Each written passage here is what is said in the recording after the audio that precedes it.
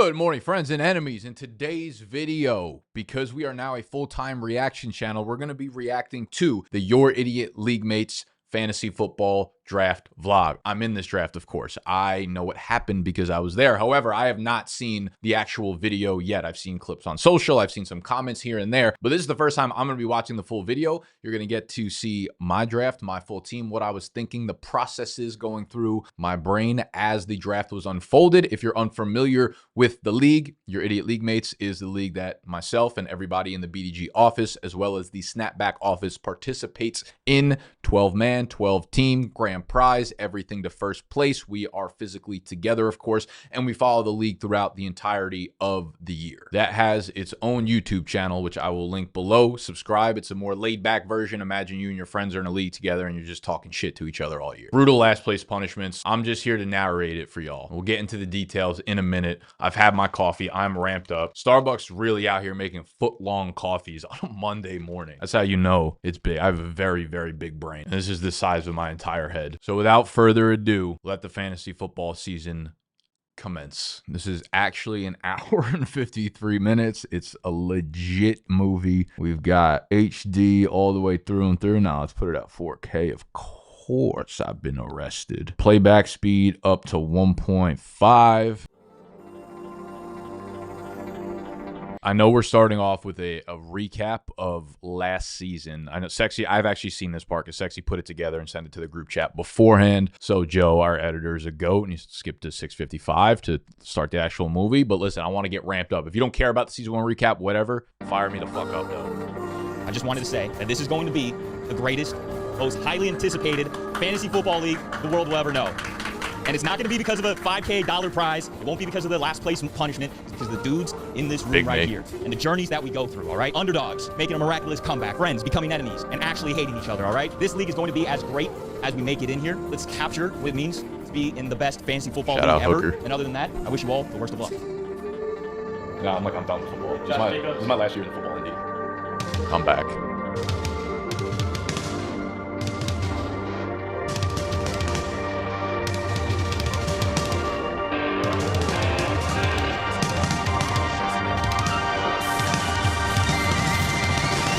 It takes 90 seconds for this NASA-engineered AC cool down your... Gotta play that. That's just the toughest of scenes. It's us in Dallas. I actually want to give you guys the backstory of this entire video. We were in Dallas in box seats for the Bengals-Cowboys game. This is the last week of the regular season for fantasy playoffs. Jack is facing up against Andrew. The winner of that team wins their division. The winner of that game wins their division, gets into the fantasy playoffs. And Jack went into the night, one player going. Chase Brown needed, I think, like 24.5 fantasy points. We're getting down to the fourth quarter, and Chase Brown was at like 23.7 fantasy points. We were there live watching the game. Like, it doesn't get more fucking jacked up than that. And Gut, I think, just hit like a $1,700 parlay is the reason he's going nuts right now on my fucking account. Boom,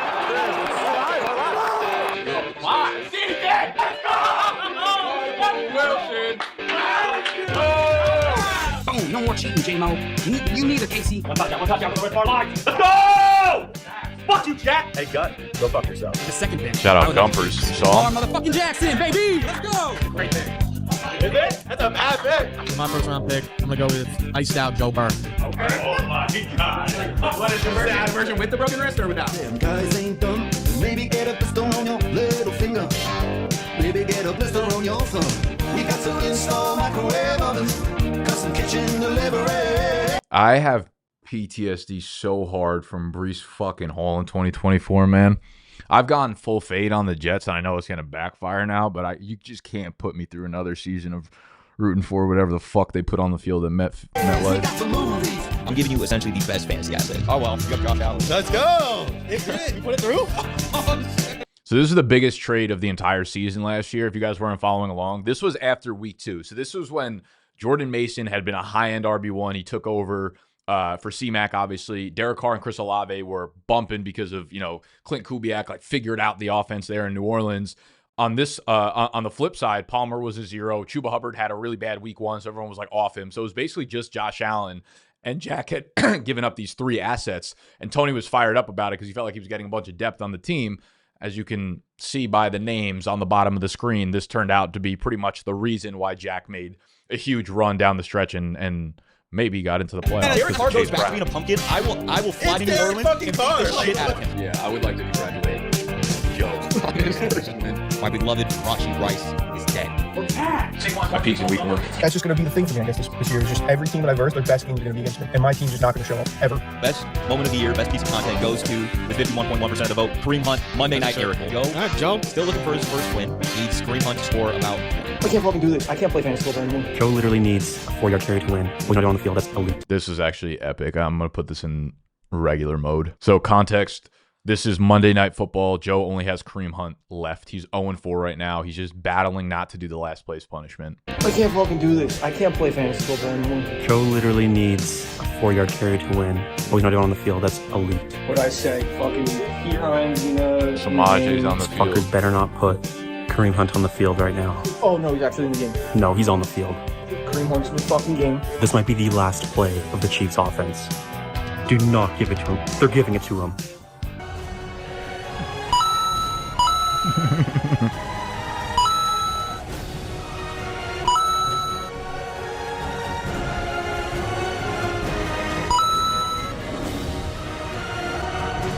Oh my god.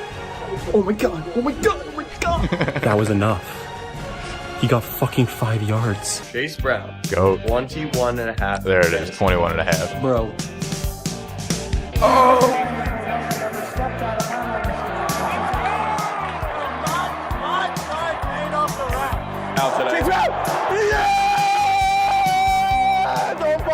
I just want to say congratulations to Jack, man. That is a hell of a comeback to go make the playoffs. It's a wrap. Rest in peace, Andrew. Still love you. Totally cooked. We're in shambles over here. Call your grandmother. Tell her the Cavs of destiny. They did it. They Brush did your the teeth, impossible. Jail. They made it to the playoffs. You can take the playoffs out of the judge, but you can't take the judge out of the playoffs. Jack versus sexual. And then there were 6 of them. We got jaymo and JL, Cavs of Destiny. My boy didn't go up. That's it. We did it. We made it past the first round. The Cavs of destiny, baby. They came back. Let's go. This team ain't got no hope. This team is the undoubted, undisputed favorite. Official. The judge is dead. It's the Final Four. What do we have here? Man, we got Cavs of Destiny and Levis Me. Short story, I'm fucked. I lost Kirk Cousins to avenging, James Winston to avenging, and David Montgomery. Kirk Cousins fucking sucks, Darnell Mooney fucking sucks, and you have to play bum-ass Mason Rudolph. I'm stuck. For me, no, that is me. Let's go, baby! JL, a freight train right now. So, gut, check the record. 0-1, you lose to me. 0-2, you lose to me. Playoffs, time for redemption. You lose to me. 0-3. You see that? Keep betting those games, all right, buddy? For the love of God, JL, get it the fuck done. We started the season 0-3. They said we were dumb. They said we were stupid. But they were wrong. Big Cavs of Destiny, coming for you, Jack Settlement. Lamar Jackson dropped us a 30 burger. Thank you, Lamar. Travis Kelce dropped us a 20 burger, baby. Thank you, Travis. We're in a hole here, guys. I'm not gonna lie. It's JL goes fucking backwards and fuck Jack. You know what I'm saying? BDGE brings his championship home. As you can tell, the vibes are what the vibes are. But I'm going to go ahead and give JL the W. JL is going to be the champion for the first year of your idiot league. Dismantling. Ricky perseverance, bro. It's a story about integrity. It's a story about love. It's a story about the men with the big calves and the boys with the little baby tiny calves.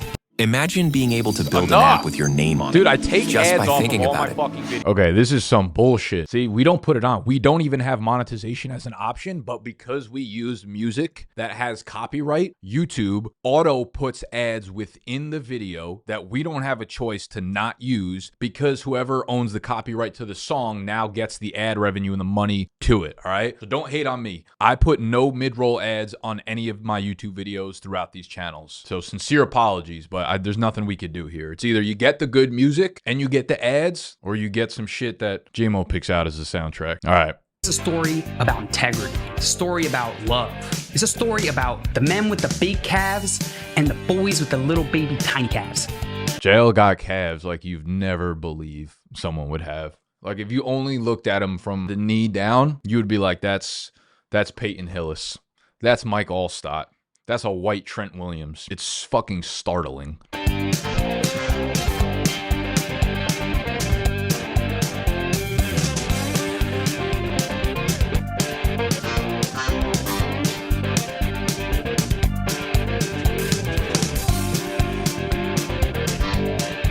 No, are you serious?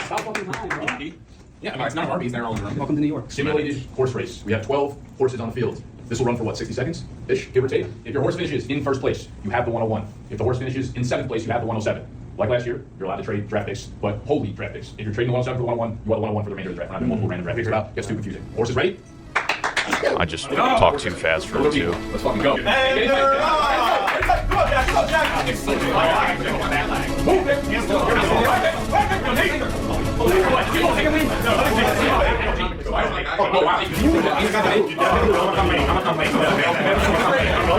It's sexy.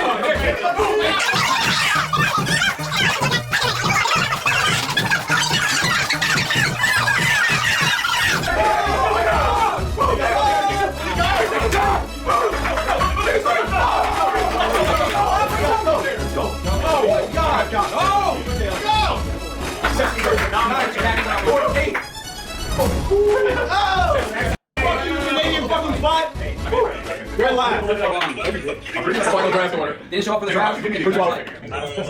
They're happy. The boys are tired. How was it the loser last place 12 Canadian? So his hair is out of control. Beautiful. What happened? 270,000 views. So, I missed it. It's 11:32. We decided to draft order about 5 minutes ago, and I've already made the first trade of the season on brand. I ended up with a 3 spot, which I was actually stoked about, but I did trade back 1 spot to Nick, who had 4. I'm gonna say a little bit of my strategy out loud here in front of everybody. I don't think they're listening, but essentially, there's 4 quarterbacks that I kind of think are in the top tier. So I'm getting the last one, but they're all relatively the same to me. Allen, Lamar, Hurts, JD. As long as I get one of them, I'm good with it. And I also kind of want to be in the middle. Last year. So let me explain the league scoring, the league settings, and everything for people. My favorite part about posting this draft is everyone in the comments being like, why are everybody draft? This league stinks. Everyone's drafting quarterbacks so quick. Why would you draft 2 quarterbacks in the first 3 rounds? And I'm always like, my first reaction is to get like a little bit triggered. And I'm like, there's just no way you walk around planet Earth with that little external awareness. Like, you can't tell that this could possibly be a 2 quarterback league or a super flex league by the time we're in round 3 and people have drafted 2 quarterbacks. Like, you just can't tell. We don't want to turn our brain on. That shit's a movie. On the end. But back to the point. So this is a super flex league, meaning we basically start 2 quarterbacks, 2 running backs, 3 wide receivers, a tight end, and then a normal flex. We don't have defenses. We don't have kickers, which is the absolute nut setting. And 4 settings, it's just full PPR. Everything else is pretty much standard. We don't do bonuses. We don't do anything like no tight end premium or anything like that. So it's a normal start, however many numbers I just threw out there. And then our bench is only 6. So we have a pretty big starting lineup because we start 3 wide receivers and then the super flex and a regular flex. So it's a little bit tough with a smaller bench because like once you have 1 or 2 injuries in this league, you end up like getting put in a tough spot and you have to probably drop some pretty good players, especially during bye weeks. It gets pretty tough. So the relative like starting lineup to bench spots are it's a weird ratio. And the way that the standings are set up is it's 3 divisions of 4 teams in each division, which is actually really fun. It's a little bit of a twist. Rather than just having all 12 teams in the regular league and the top 6 teams make it, we've divided it up into 3 different divisions. So my division, we're the Pookie Bears. It's me, Tony, Casey, and Jaymo. And the playoffs work that the top 2 seeds from each division advance. And that it makes it kind of electric because you're really only like thinking about beating the players in your division. You obviously have to play everybody else at least once, but just the top 2. So you could be like the 8th best team in the league, but if you're number 2 in your division, you'll advance to the playoffs. And then the top 2 seeds overall in the league get the bye. We also have it set up where you play your division the first 3 weeks and then the last 3 weeks. So it's like really like rivalry week right out the gate and then at the end of the season as well. So it's like I'll play JayMo week 1, Tony, Casey, and then weeks 12, 13, 14 will also be my division. So you have a chance to pretty much make a comeback at any point of the year. Didn't like having to wait so long for a couple picks. So Tony made a swap 3 for 4. I kind of knew what player I wanted before, and now hearing him confess about his spot, I would have gotten him regardless. So that's good about making the trade. Great start. Ron says fire this ass up. Here we go. Let's. So Tony moved out to California now. He doesn't officially work for BDGE anymore, but we figured we keep him in the league just because, like, why not, for the vibes. But he was kind of the commissioner of the league last year. Now Sexy has taken over as commissioner. So he's handling all logistics, all commissioner-related things, and we made him make a speech on the spot, and this might be If we had to go to war after this speech, let's just say Germany would be in power right now. Draft, fellas. This is the most important day of the year. Every Ron just fired his ass up. Here we go, idiot league. Let's draft, fellas. This is the most important day of the year. Every decision you make today will determine the outcome of the rest of your life. Do not fuck up. Do not do anything out of Nick. Don't trade with Nick. Just do what you need to do to win this fucking league, and let's have a day. One worst speech I've heard in the entire time. All right, I think we're just gonna put Ron on the clock then. 2 minutes on the clock. With the 101. Into the mic. With the 101. And your league mates, I will be selecting Lamar Jackson. All right, we're here. Rookie season. I'm out here looking like a damn your idiot's substitute teacher here. I was told to dress up in a suit. I don't got a suit. I'll be honest, I'm a bit of a child, but I do have a button down in the ties. That's what we're out here with. I'm very excited. I am here for the first time, first year in your league mates, down to maybe just fuck around and win it all. I don't know. I'm kind of on my Derek Rose right now. Why can't I be the champion of this league? Everyone's gonna use the Nick's rankings. That's going to create some really fun opportunities for me. Where maybe there's some guys that Nick likes, I don't like. There's some guys I like, Nick doesn't like. I get some values on the board. And on top of that, we got the first overall pick, which the first overall pick in fantasy football is kind of cursed, right? Like McCaffrey last year is brutal, but in Superflex it's a little different. Like these quarterbacks, they just are kind of, they are what they are. So they were going to take Lamar Jackson. He's amazing. I think it's a toss up between him or Josh Allen, but I give the tiebreaker to Lamar. I just want, look, when I'm watching this team on Sundays, just give me Lamar. He's electric. Josh Allen in the AFC East. I can't see him score, 4 touchdowns versus the Jets. And I also think, I don't know, maybe he's due for a little regression on the rushing touchdown side of things. I think Lamar, just a more electric player. I don't know. We're splitting ties here, but the turn will be tricky, though. I will be honest. The turn will be tricky because you're going to have like 24 picks between each turn. So I got to really kind of predict what the market's going to do. But excited to be here. Excited to just win. I think we're just going to win. That's really what my strategy is here. It's just we're going to go out there and win. We're going to draft the good players. We're going to fade the bad ones, and we'll come out on top in December. So, all right. I'll see you guys. All right, Nate. Go, Nate, dog. As a Jets fan, I fucking hate this dude. It's time I finally put him to work. Number 2, Josh Allen. Snapback Trivia Nate back again for another year of your idiot league mates. And I am not a scared new hire this year. I am experienced. I know how Superflex works. And I am ready to redeem myself from an awful last season. Pulled the number 2 overall pick.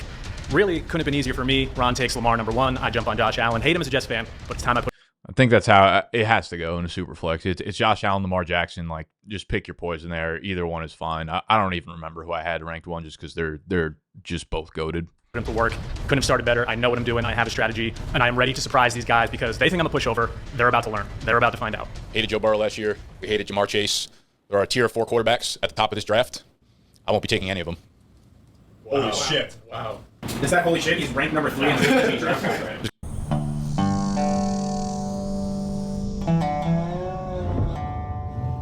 Just got off the clock to 103. First, maybe surprise pick of the draft. I went with Jamar Chase. Me and Tony had a pick swap. So I had the 4 originally, and I thought Tony was going to grab Jamar Chase at the 3. This is brutal. I don't know how many of you guys make content, but having to watch yourself talk on a camera and having to like rewatch the content you make is a bottom 5 feeling. So I shook his hand. I said, just know that I'm uncomfortable with you guys watching me. Let's put that thing down, flip it, and reverse it. Made the trade with Nick to go back 1 spot because, in my opinion, the top 4 quarterbacks all in the same tier. Tony, real estate agent. I mean, it's facts. Allen, Lamar, it's facts and Hurts, bars. Daniels. I think that's more or less how they're ranked in a consensus. And to be honest, I didn't really want to make the decision. I didn't really want like the 1 or 2 because I didn't want to have to pick between those guys. Although I do think I would kind of lean more towards the Allen Lamar. Maybe it's just because they win MVPs in real life, and that's cool to have on your fantasy team. But Nick kind of actually threw me a curveball here by going with Jamar Chase and not taking one of the wide receivers. So I was in the position where I had to choose between Daniels and Hurts. And then he told me that he was taking quarterback regardless, so now I feel kind of stupid for doing that. But we got our guy here. The way I'm looking at the drafts this year, there's just so many good quarterbacks. We're going to see a tier, if I had to project, Lamar, Josh Allen, Jane Daniels, Jalen Hurts, Joe Burrow all go in the first. And I think you're going to see only remember that. few quarterbacks go from the 2nd to like the 4th round. So I think we're going to get great value at the QB position. Jamar Chase in a full PPR. We don't want to overthink it. I had T. Higgins last year. He's good for multiple hamstring strains. I just don't want to deal with that fucking bullshit every time he walks up a hill at practice. Oh, he tweaks his hamstring again. This guy's spitting right now. Oh, he tweaks. The guy can't do anything without tweaking his fucking hamstring. I don't know what it's made out of. It's made out of brisket. We just ordered brisket. Jamar Chase, welcome to the squadron. With the 4th pick, your idiot league mates, I'm going with a guy I believe in.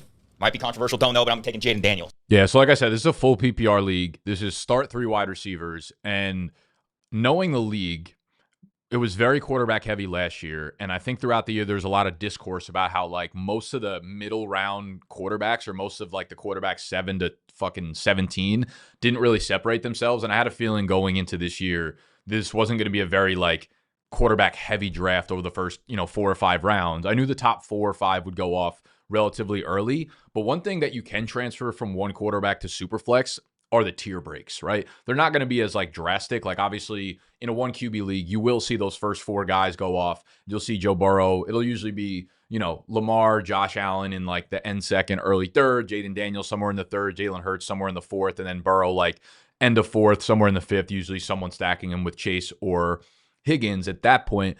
And then a lot of times you see a big tier break between those guys and then the next guy who's usually like Patrick Mahomes. And again, like you're not going to see a 2 or 3. You're not going to see the same volume tier break that you would from 1 QB to Superflex, but you will see some relation of that tier break in a Superflex draft. And I was kind of just banking on that.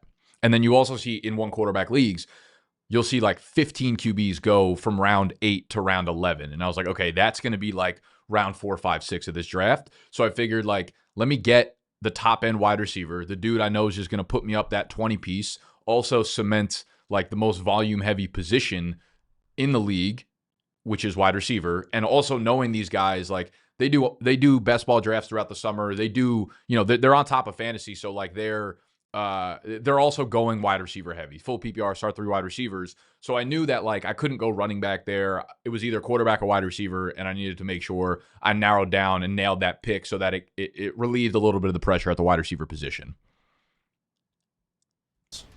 In my heart of hearts, I think Hurts is slightly a better fantasy player just because he gets a rushing touchdown at least once a game. But I gotta be honest, man, this is fantasy, and I just don't want to root for Jalen Hurts on Sundays. I really don't. And so I took Jaden Daniels. I feel good about it, and we're gonna move on from there. I don't know the exact strategy, but this is kind of why I wanted to be in the middle of the draft. I'm just gonna let the players fall to me, and I'm gonna scoop up those good value picks, guys who I want on my team.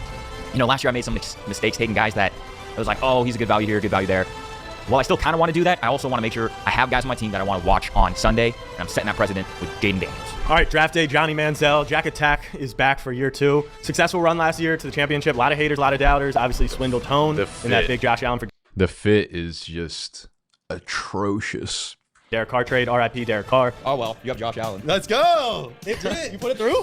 Oh, shit. If Derek Carr goes back to being a pumpkin, I will fly to New Orleans and beat the shit out of him. Not in the league no more, so I can't obviously get a QB1 in exchange for Derek Carr from Tony this year. But I end up with the number 5 pick, and I'm actually kind of excited about that because I think there's a lot of value in some of the quarterbacks in the mid to late rounds. I love Jordan Love. I like Tua this year. I like Caleb Williams. I like Dak. Like I like a lot in that range. I think there's going to be a lot of overreactions to last year. The 1-year sample size that this league has, I think people are going to be like quarterbacks, right? Because they remember how Allen and Lamar finished the season. I actually think there's a ton of value in the non-quarterbacks this year. At the number 5 pick, I think it is going to go some version of Allen, Lamar, Hurts, Daniels. I'm hoping to get Bijan. Bijan is my RB1, especially in PPR this year. I think CMC could have a big year. I'm kind of off Saquon. I don't think he's going to have like a disastrous year, but I just don't think he's my RB1. So hopefully I end up with Bijan. I'm able to stack some quarterbacks later in those mid to late rounds. And then similar to last year, I was all in on Terry McLaurin. I'm running it back this year with the same model, and I'm going with Calvin Ridley. So that's my player. This was a difficult pick as Sir Jalen Hurts did carry me to the championship last season. And I think he's in store for a big year. But my number 1 player on the board is Bijan Robinson. Damn. Like on the board over who you got taken or left? Left. Okay. Yeah. How about best player available? Just wanted to clarify. Is Neighbors healthy? I don't think he's talking to his hand. No one's healthy. That's why I had to get Jamar and get out. How's Neighbors back? It's not good. It's not good. Totally fine. Like the surfboard? Joe's locked in. Yeah. He's got green. Yeah. All right, 6th pick. I'm going Jahmyr Gibbs. Whoa! Amir, what? Wow. Wow. What the hell? What the hell? JL? If you're not sitting on the couch at a live draft yelling, what the hell, at least twice around, you don't belong in fantasy football. Does he? Where does JL rank Jalen Hurts in his top 10 quarterbacks? JL's been known to brick layups at times. Where is it? I've been known to break. 6th overall pick. Look, last year wasn't great. Won 2 games. This year, still not great. I still don't know what the hell I'm doing. I'm just going athletes. I'm picking. Joe won 2 games last season, and both of them, if I remember correctly, both of them were Kareem Hunt on Monday night with 4th quarter finishes to get him the win. It's insane. Like if Kareem Hunt never got picked up by the Chiefs, Joe could have possibly been 0-14 last year. Great athletes. And I mean, with the 6th pick. He also, just for some context, for the last place punishment, did the 6-12, 18-24 challenge. If you're over the age of like 17, you probably know what that is. That video, that vlog is also up on the Your Idiot League Mates channel. So go subscribe there if you want to follow the league. But that video is like 2 videos ago, so you can watch Joe absolutely suffer through that challenge. Is brutal. The last place punishment this year is far less brutal, but we're trying to do a little bit more fan engagement. So basically, the loser is going to have to walk from tip to tip in Manhattan, like the entirety of New York City, all the way starting, I don't even know where Manhattan starts, maybe like 200th Street or something like that, all the way down to the very, very tip of FiDi. So that's probably like a, I don't know, 8-hour walk or something like that. And at the end, we're going to do a fan meetup at a bar in FiDi. So, you know, if you want to come out to New York, that'll be sometime in the spring, most likely. And yeah, fuck it, we ball. Jahmyr Gibbs was on the board. I took Jahmyr Gibbs. Am I going to look back on this in about 5 weeks, 10 weeks, and be like, why the fuck did I take Jalen Hurts? Probably. But it is what it is. I'm going athletes. I took 2 QBs last year in the first 4 rounds, and they didn't do shit for me. So I'm just going receivers and running backs right now. We'll worry about the quarterbacks later. And whatever happens, happens. Jahmyr Gibbs, 106. I feel great about it. I'll let you know after week 1 if I feel great about it. Look at those calves. The defending champion. Tuck into the shorts. In the other room. Tuck that shirt into them shorts. Yeah. Oh, man. He's got orange. New York. All right, boys. Nope. Thank you, Joe, wherever you are. Thank you for taking Jahmyr Gibbs, because I'm taking Jalen motherfucking Hurts, baby. There was a lot of me that thought Mahomes was going to be the sticker flipped over there. You need Cavs to do push. Wow. All right, guys. That just happened. Cavs of Destiny, baby. JL Garoppolo. Oh, I'm sorry. Let me rephrase that. Champion JL Garoppolo from the Cavs of Destiny. Gotta give him his props. JL won the championship last year. The crazy part about JL's season is he started out 0-3, but he was the highest scoring team in the league. It was either high, I believe he was highest. He might have been the second highest, but he was the highest scoring team in the league through 3 weeks, but was 0-3. And you can guess who he saw in week 4, me, and obliterated me. And then his team just went on a fucking ridiculous run. He had Lamar and Baker Mayfield as his QBs. He also had, like, his team was good. You know, Drake London, Zay Flowers, a bunch of, like, solid players. But he also had the players that went crazy at the right times. Like, Drake London in the playoffs was awesome. He had Jonathan Taylor, who went crazy in the playoffs, Devontae Adams, who went crazy in the playoffs, and Lamar was just crazy throughout the year. So, like, JL's team just smashed from week 4 onwards. The championship winning Cavs of Destiny, baby. I took Jalen Hurts to start, which feels like a little bit chalk, but they're doing some weird shit out there. I'm not gonna lie. Jahmyr Gibbs already went before Jalen Hurts. This is a super flex league, in case you forgot. That's okay. Jalen Hurts, we're gonna push Jalen Hurts all the way to a back-to-back championship, baby. Jalen Hurts.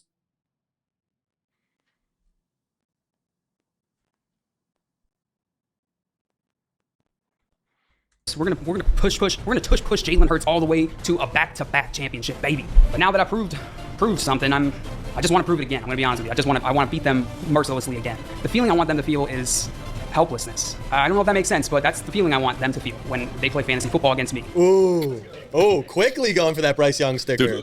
Dude, he was walking in like someone was going to beat him too. Uh-oh. Yeah. Green bean. Yeah, Jaymo might be quick. Oh, this shit. You got yellow. You got yellow. I called my shot all off season, and I'm going to do it here. I'm going with my wide receiver 1 and CD Lamb. All right. Wow. Dub. Number 6 ranked player in the BDGE Superflex PPR rankings. Really? At the 108, call a value. At the 108. 2 spots. Who value. overdrafted? Everyone but me and Gut. Just bad picks littered all over the board right now. No, who are the 2 players? I think I just had the running backs behind the top wide receivers, yeah. You know how many, like, Targis Bijan's getting this year, though? Yeah, do you know how many wins we're not getting this year? Really? 4. Okay, stop. You look like you're being escorted to a maximum security prison. What's up, K-Stop? Win the 9th pick. With the 9th pick in the draft, if you don't stand on something, you have nothing to stand on. Saquon Barkley. Okay. Go! A lot of running backs in the first round. I saw that. Good pick. Fuck Joe Burrow. There's Dynasty. There's Redraft. When those worlds collide, we take Afton Genty. Woo! Wow. The Rook. Does he know this isn't Dynasty? Adam is actually so dynasty pilled. You'll see that as draft plays out.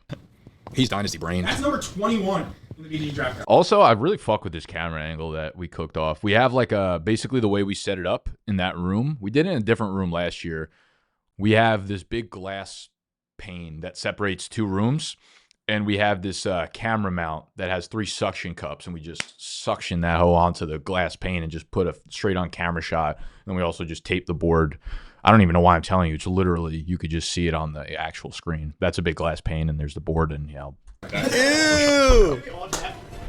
This thing on? I went ahead and took Shock the World, Ashton Genty at the 101. Feel like this year his workload is going to be ridiculous, and for me at the back at the 110, shockingly, right? So at the 110, I get the same pick as I got last year. Yellow. Gotta be Jefferson. The 111, I'm going to take Danger Russ's teammate, Malik Neighbors. Whoa! My man is off the seed oils. Glad I didn't update the injury report for the draft guy today. Did we change the league to Dynasty? I don't, what did, I don't We did. know. Any bets? Going Burrow, Jefferson for sexy. Burrow for sure. Here comes the sexual. Whoa, whoa, whoa. Burrow Jefferson. Go ahead. All right. With the 12th and 13th pick, Judge Sexual selects Joe Burrow and Justin Jefferson. Yeah. Okay. All right. Nice stack. Give a speech. Wow, so in a wild turn of events, Adam and Jaymo come in clutch for me, taking Neighbors and Genty over Burrow and Jefferson. I mean, it's just easy picks. How do you pass up Burrow and Jefferson at the turn?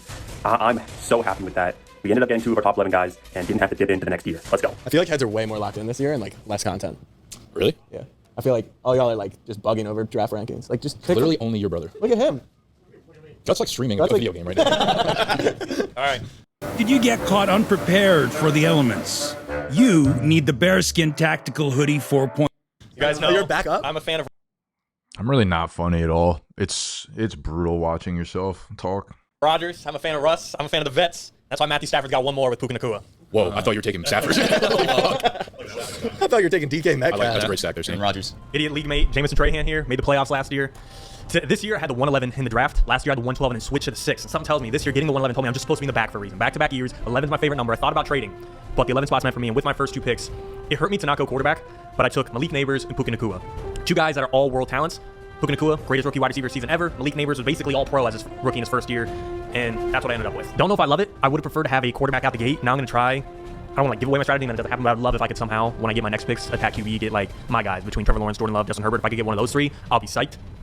But for right now, wide receivers are checked off. I don't love not having running backs either, so if next round I could go QB running back I like to be diversified. I like to know like I don't have any crazy weak spots. I think that's the route I'm going to take. If for some reason QBs and everyone flies, I'm also not against taking Bowers in round 3 or 4. Feel good about how I started. 2 young guys with 2 old quarterbacks. I'm someone that loves the vets. I'm still loving some 2010s football. I'm relying on Russell Wilson. I'm relying on Matthew Stafford. Who knows? Who knows? Maybe some Pittsburgh Steelers will end up on my team later because you know I can't refuse Aaron Rodgers. But for now, 2 young studs at wide receiver, and we ride. Whoa, Throwing it back. Love that. More of that. See what I'm saying? You're up next. Some things stay the same. In the second round, we take Amon-Ra St. Brown again. Hate that. I love that pick. Hate that. So underrated. I knew there was going to be a bunch of receivers on the way back. I was hoping Neighbors was going to. I don't know where to there. put myself. Jaymo fourth God broke my heart damn with the very next pick. Got Amon-Ra again in the second round. So we are on our way to having a similar team to miss the playoffs. But we're going to keep big energy, big things coming here for the big dogs. We are coming back. We're coming to take JL spot. We're coming to take Sexual spot. Sexual still in Canada, can't even make the draft. So we're ready to go. Big things popping. And there's some teams I'm already worried about, just not mine. Similar to Gut, I got my wide receiver 1 for my boy back there, Brian Thomas Jr. Hate that. Somebody's got a gift. We're just off the quarterbacks. Someone's going to get a gift. That's why I faded. So you got to be smart. All right, we are halfway through round 2. I had my first 2 picks in. Saquon, I got at the 9 slot, and then on the comeback, I got BTJ. If I'm being honest, I wanted CD with my first pick, but I really like Saquon. I feel like everyone on Saquon is like, oh, he can't do it again this year. Everyone thinks the Eagles are going to be dominant again. He's healthy. He's healthy.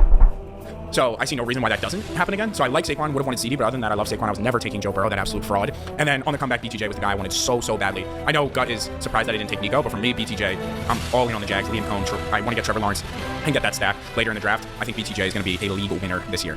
You gotta be smart. Oh my god. I'm landing a fucking stud muffin. Dude, same. Now I wish I didn't trade with Tony. Literally happy for you. Gut with the I can't believe that guy fell to me. I didn't think you'd get back to me, but I'm going to take a value here and go Nico Collins. Yep. Freaky Neeks? It was a great start for Gut, the double wide receiver, CD and Nico.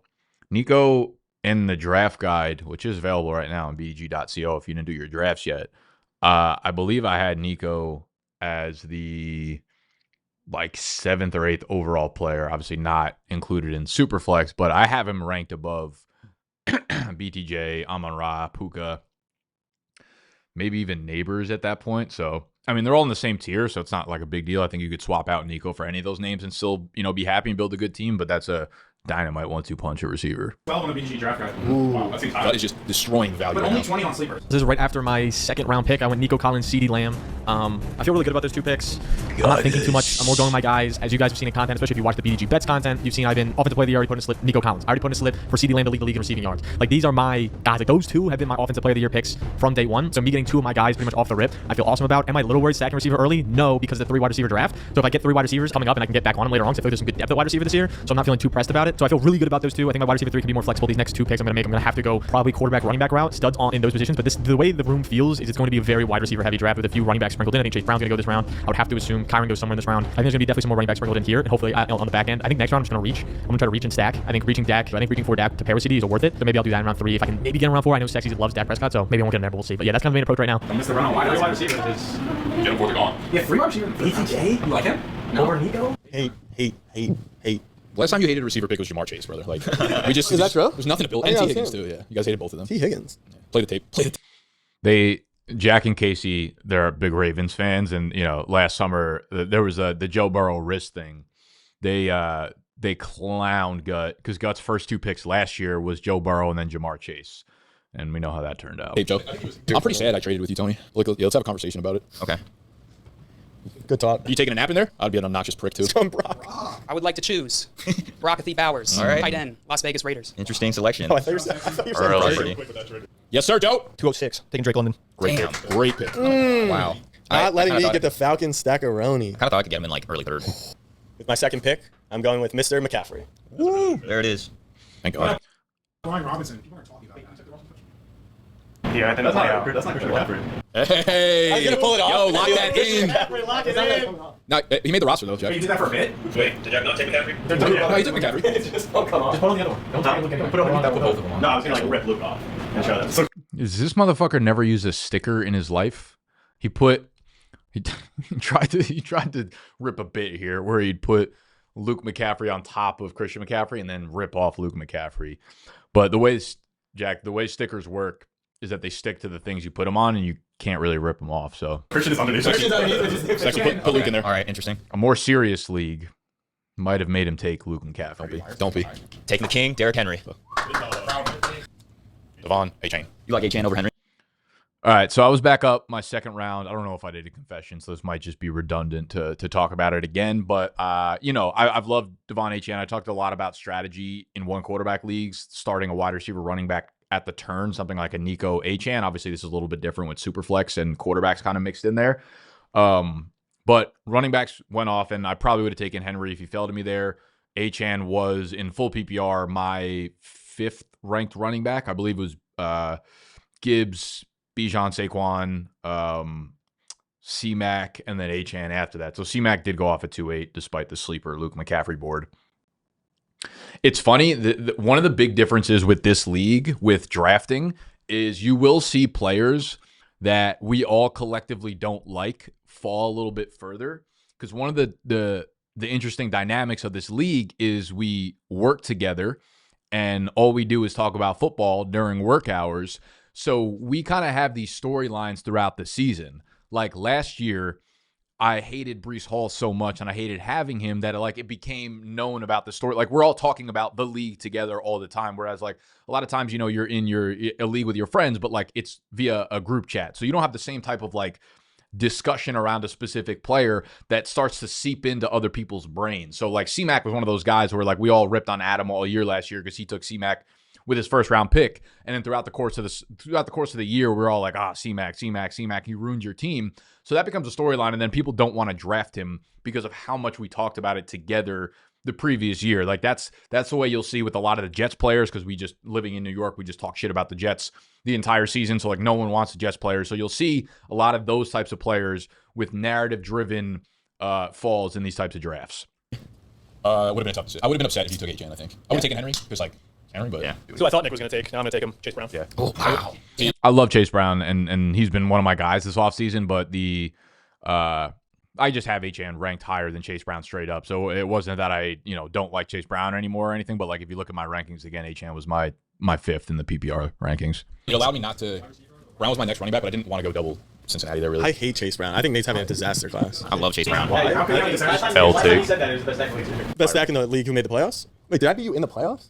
Oh, I 3-0 swept? 3-0 sweep. Did I 3-0 sweep you? I'm just asking. Did that happen? Did I 3-0 sweep you? That's nasty. At the turn, I will be taking Sir Patrick Mahomes II. That's a good one. And A.J. Brown. Yeah. Damn, I like those. Yeah, so A.J. Brown sitting there, I was pretty surprised he got to run at the turn.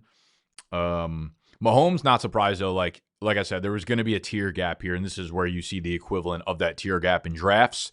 I think it was a solid pick by Ron. Being at the turn is a little bit tough. You kind of got to fill your holes and then go get your guys here. So grabbing the 2 quarterbacks, you just can't have any say in when a tier starts or what's going to happen at the next turn, because you got 25 picks later basically. So if he doesn't go with the Mahomes here and then 12 quarterbacks rip off over the next 2 rounds, which is very possible in a super flex league, then he's kind of fucked there. So I don't hate the sound strategy there. He gets A.J. Brown at a pretty good value as his wide receiver 1. and then he can go about his business. Yeah, I think so. You don't want to give AJ the second round pick. All right, we are back here from the 2-3 turn. I will be honest, I'm very shocked at how wide receiver heavy this room is right now, where I felt like for a stretch there, it was like 12 receivers and within like 13, 14 picks. Again, we are fucking idiots, most of the people in the league, but we are also people that play in dynasty leagues. We are people that do best ball drafts, and almost all those leagues and platforms are 3 wide receivers. And once you play in those leagues for long enough, you start to realize like that wide receivers typically end up being the cornerstone of building a very strong team with depth. You guys, I mean, not you guys. People on my channel know I love wide receivers, but I thought we would get something at the turn there. So the 2-3 turn was actually a little bit tricky, where I feel like Mahomes is a value. I have Mahomes as a mid-second in this format. We already took Lamar. So doubling on quarterback there is tough, especially because it seems like this league is going to maybe sleep on quarterback. We might get to this 4-5 turn and like a quarterback on the board and have to pass, but the way things went, I just didn't really like having to pass on Mahomes there. I do think he's going to bounce back. Like, he could just be MVP Mahomes. And then the second pick, like, for me, Mahomes is pretty easy. And then it was really close for me between A.J. Brown and Bucky Irving, going running back or wide receiver there. And just the way people are valuing wide receivers, they might dry up. That probably gets to 4-5. So I locked in A.J. Brown. We have 3 verified good players on good offenses. Still comes back to us to 4-5. I think there's some running back value that'll allow us to pass on the quarterbacks and sleep soundly about it, but I'm not sure. This is interesting. I like that. Lamar and Mahomes feels like a good stack. What the hell? What the hell? What the hell? I actually went what with Henry the hell? Mahomes. I was like so torn between those two, but I thought there was a better chance Mahomes would make it back than Henry. Third round, Marquise, Bucky, Irving. Oh, okay. I've done thought about him here. Hate the double running back stack, but best available player in the wow. Josh Jacobs. You're king. You're fucking king. 3 rounds in the books. I think we're at the 306. Like I predicted, I went with the receiver up front because I knew what I said. Play the clip back. We're gonna go with the 5 QBs, and then we're gonna see a big drag on where no one hits them. So I think I'm gonna be able to pepper, QB like 8 to 16 over the next like 3 or 4 rounds. Boys are turning into fucking brisket for me. I'll say 3rd round, Jacobs. I don't love going like super heavy running back early, but yeah, just I hate when people eat on camera too. I feel like I'm not loud though. Like I'm not chewing, or you couldn't even know. Much receiver depth in this year in particular now. There's gonna be dudes like I'll be able to get probably Ridley, Rome, some of those guys. Even like Pickens, Zay Flowers will probably drop like the 6, 7, 8 rounds. So if those guys end up being my wide receiver 3s and whatnot, we're gonna be all right. But right now we got Jamar, Achane, and Jacobs. So I like the combination of guys. Would I say I'd be all right if George Pickens fell to me my wide receiver 3? So Jacobs not like a PPR stud obviously, but he just lives on the goal line. Guy just scores touchdowns weekly. Every single time he steps on the field, he's also stepping into the end zone. Achane, monster, calf, whatever. I don't know. You gotta take risks, I guess. Achane was next guy up on my board. We put together a PPR monster between the first 2 picks. So now I get to chill on running backs for a while. I think like my next running back could probably be a dude in the 8th, 9th. Round 3. Already fucking hate this pick, but it feels like the right thing to do. I'm taking Lad McConkey. Ladster. Okay. Yeah. Those are the 2 I was going back and forth with. All right, so I just made my 3rd round pick. We're in the middle of the 3rd. I ended up getting Derrick Henry in the 2nd. I was really contemplating between him and Patrick Mahomes. I thought that there was a better chance Mahomes would make it a round or like 8 more picks. Derrick Henry felt like he was going to go soon if I didn't take him. A lot less quarterbacks going this year than last year. I'm kind of surprised. It feels like people are a little off quarterbacks right now. Middle 3rd round, Baker's still there, Bo Nix was still there. It was kind of enticing, but there are a lot of quarterbacks I feel comfortable with, even way down the board. Decided not to go with the 2nd quarterback here. I really like Kyron Williams this year. I also like Jonathan Taylor. Those are 2 running backs that I think I like as players more than Lad McConkey. As a team build thing, I don't want 2 running backs right now because if the running back falls later in the draft, I want to feel like I have a spot for them and not already using my flex. And we start 3 wide receivers, so I don't feel great about it. I don't feel great about Lad McConkey in the 3rd round, but again, it just feels like one of those things that you got to do what you got to do. It's the right pick more than a sexy pick right now, and yeah, see, this was kind of the difference here, where he went Jaden Daniels first, and then it's like Lad as your wide receiver. Like Lad's good, of course, but I don't feel as good with my team with Lad as the wide receiver 1 on it down here. And there are still, there's only 6 quarterbacks off the board, so it's like if he flipped the switch and went Jamar at the 103, Derrick Henry, and then he could have got his quarterback of choice basically behind Patrick Mahomes. So I guess you could look at the team that way or whatever. But this was kind of the bind I didn't want to find myself in. So, up to this point, I feel relatively good about it. And I didn't feel pressure to grab a quarterback in that 3rd round. I like Jacobs a lot. A lot more confident now that Marshawn Lloyd is on the IR as well. Like, they're just going to feed him as much as that man can eat. We'll see. We'll see how it plays out. Lad McConkey, 3rd round. Let's go. I didn't want Lad. I just hate this range. Yeah, it's not a good spot. And I would take Taylor. Well, I guess I do need a. What do you pair with Luke McCaffrey here? You do need a 2nd running back. Bijan. 3 RBs could be a movie. Could be a movie. What are you going with? I actually don't know. Okay, this is awesome. Yeah, I mean JT would be the pick here, but just your team build kind of like puts you in a weird spot. I'm between McBride, Taylor, and Nix. 3rd round. Run the rock, boys. John. Yeah, I'm gonna make a confession. All right, we're halfway through round 3, and when I came on here, I said I was gonna stick to my guns with the late QB strategy, and then I was shocked that Hurts was not selected by my pick. And I had Hurts in my squad last year, and like the tush push is just a fucking the point machine. It's 6 points every fucking time. I also am the biggest Eagles hater in the world, but I had Hurts on my fantasy team. He's on my dynasty team. Like I love him in fantasy. He's great. I even think he's gonna be better this year. I think there's gonna be more games they play from behind. I think he's gonna score a lot of fantasy points. But I really like the top few running backs, and then after that, I think there's this cliff, which is why I went Bijan over him. And then again, I was in between Mahomes, McCaffrey. I was actually down on Mahomes and the Chiefs this year. Super Bowl hangover, that's definitely a thing. It feels like the Chiefs like have to dip down the same way that the Patriots and Brady did before they come back up. But there's a lot of hype behind the Chiefs right now, and I think that was getting in my head. So I was like, McCaffrey or Mahomes? I went McCaffrey. And then when it got back to me, I was probably going to go Ladd. Tony takes Ladd right before me. So I was between JT, Trey McBride, really those two, Bo Nix. But I really, like I said, I like Dak, I like Caleb, I like Jordan Love. Like I like those back half mid QBs. So I went JT. So right now I've got Christian McCaffrey, Bijan, and Jonathan Taylor. I would be happy rolling with them. I still think I can fill out a solid roster, or I will be able to trade one of these stud running backs for some pieces later in the season. So that's a strategy, and I'm feeling okay. Going back with him, he did me great last year. Wild start. I just picked. I hate everything. I hate my entire draft. I feel the same way I did last year. I'm lost. I'm confused. Every time I want to pick somebody, my gut tells me to pick somewhere else. So I've been going with my gut. So first round, Jahmyr Gibbs, then Drake London, then Kyron Williams. I don't feel good about any of that. I don't know why I did that. I was between Kyron Williams, McBride, and Bo Nix. And I had Bo Nix in my hand. I was about to do it. And then I switched it out for Kyron Williams. I had him last year. He was a stud, and I traded him away because I needed to. I feel like I got 2 good running backs. I feel like I'm pretty happy with the 2 running backs now. It's just taking some wide receivers. And no one paying attention. I'll take Amari and Hampton, baby. Ew. Ew. All right. With my 3rd round pick, no one gives a fuck. But I had him last year. I'm going to go with him again. Trey McBride. I like Clint Kubiak. Give me JSN. Nick, that was really just for you. Halfway through the 3rd round here, this is looking very interesting how the draft board is shaping up. If you look at the first 6 people, there is so many running backs that they've taken. 4 of them have at least 2. There is 10 running backs between the 6 of them in the first 3 rounds. And meanwhile, the back half of the draft is only taking 2 running backs. So this is going to be very interesting to see if people in the back half of this 3rd round start to try and reach on running backs because so many have gone. I think I'm going to keep going with best player available. Going bike. It's Marvin Harrison Jr.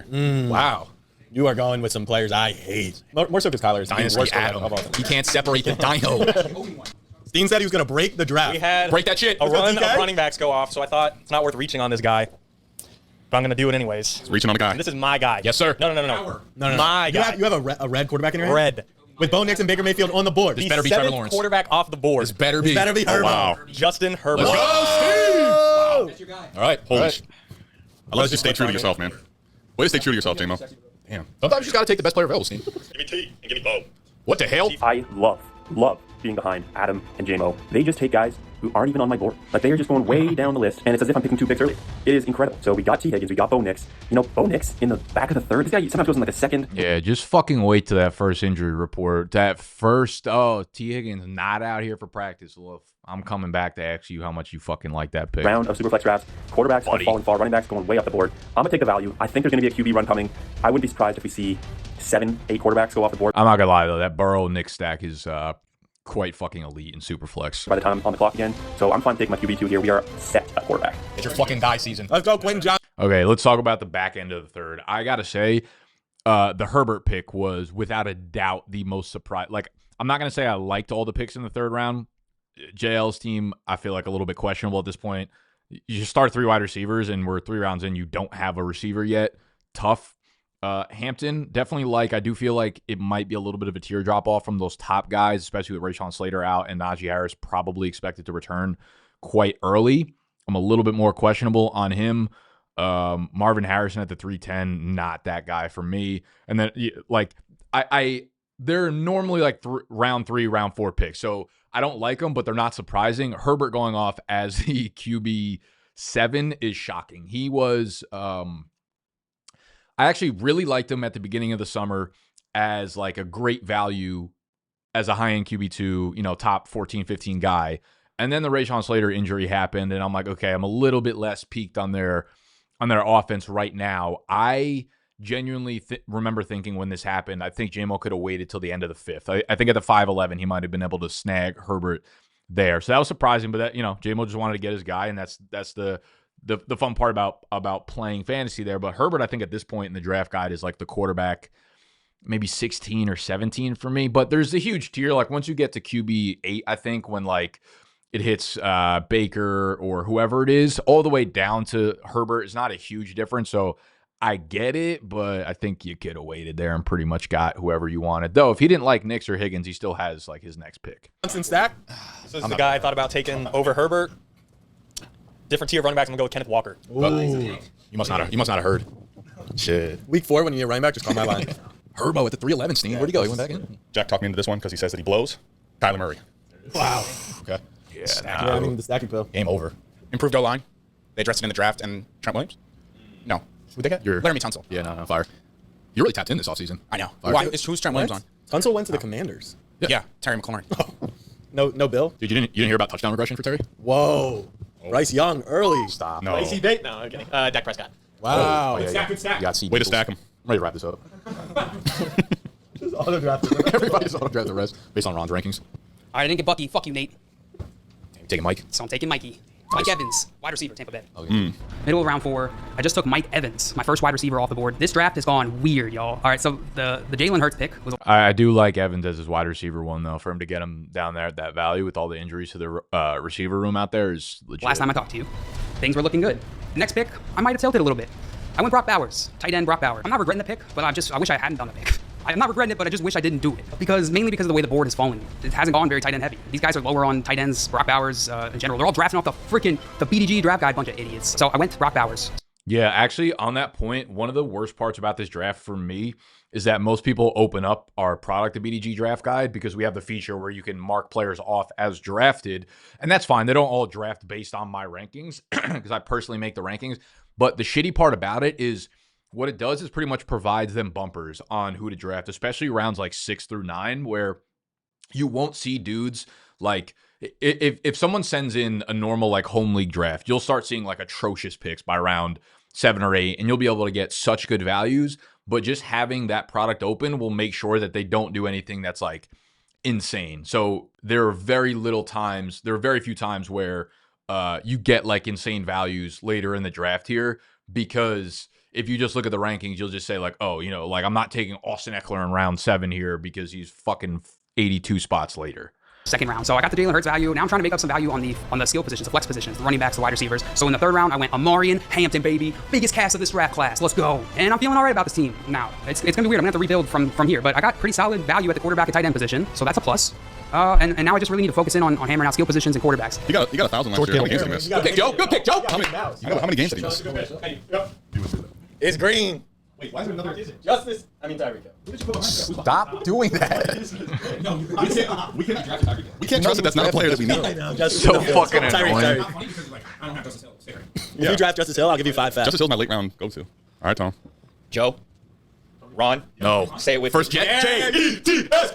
I don't even know which player it is. Honestly, it'd be kind of cool. I wish it was. Now that I did that chant, I wish it wasn't a Jet. I wish it was like a Bill or something, but I'm going Garrett Wilson. There you go. I rode with you. I really thought you were about to be like... I was like, damn, they really bought it. Phenomenal, right? See, like full PPR league, Garrett Wilson now at the 4-9, not a crazy draft pick to make. Like none of us in the office wanted a Jet. None of us wanted to be the first one to draft a Jet. You know, we were all kind of like fading those players entirely because of the narrative of us just like talking shit about the Jets. Like Nate's a Jets fan, Joe's a Jets fan. We have a lot of Jets. Ron's a Jets fan. He's not in the office during football season, but we have some Jets fans in the office. So like, you know, we're watching those games on another screen and like we just don't want a part of them. So naturally they just fall in drafts. Right now, if I just went James Cook or something. All right, it's the middle of the 4th round, and I'm so ashamed of myself. I took Garrett Wilson. Look, I don't know. I went into this draft with a list of dudes that, like, under no circumstance I was going to take, and of course I ended up taking one of them. Garrett Wilson and the Jets are going to be fucking horrific this year.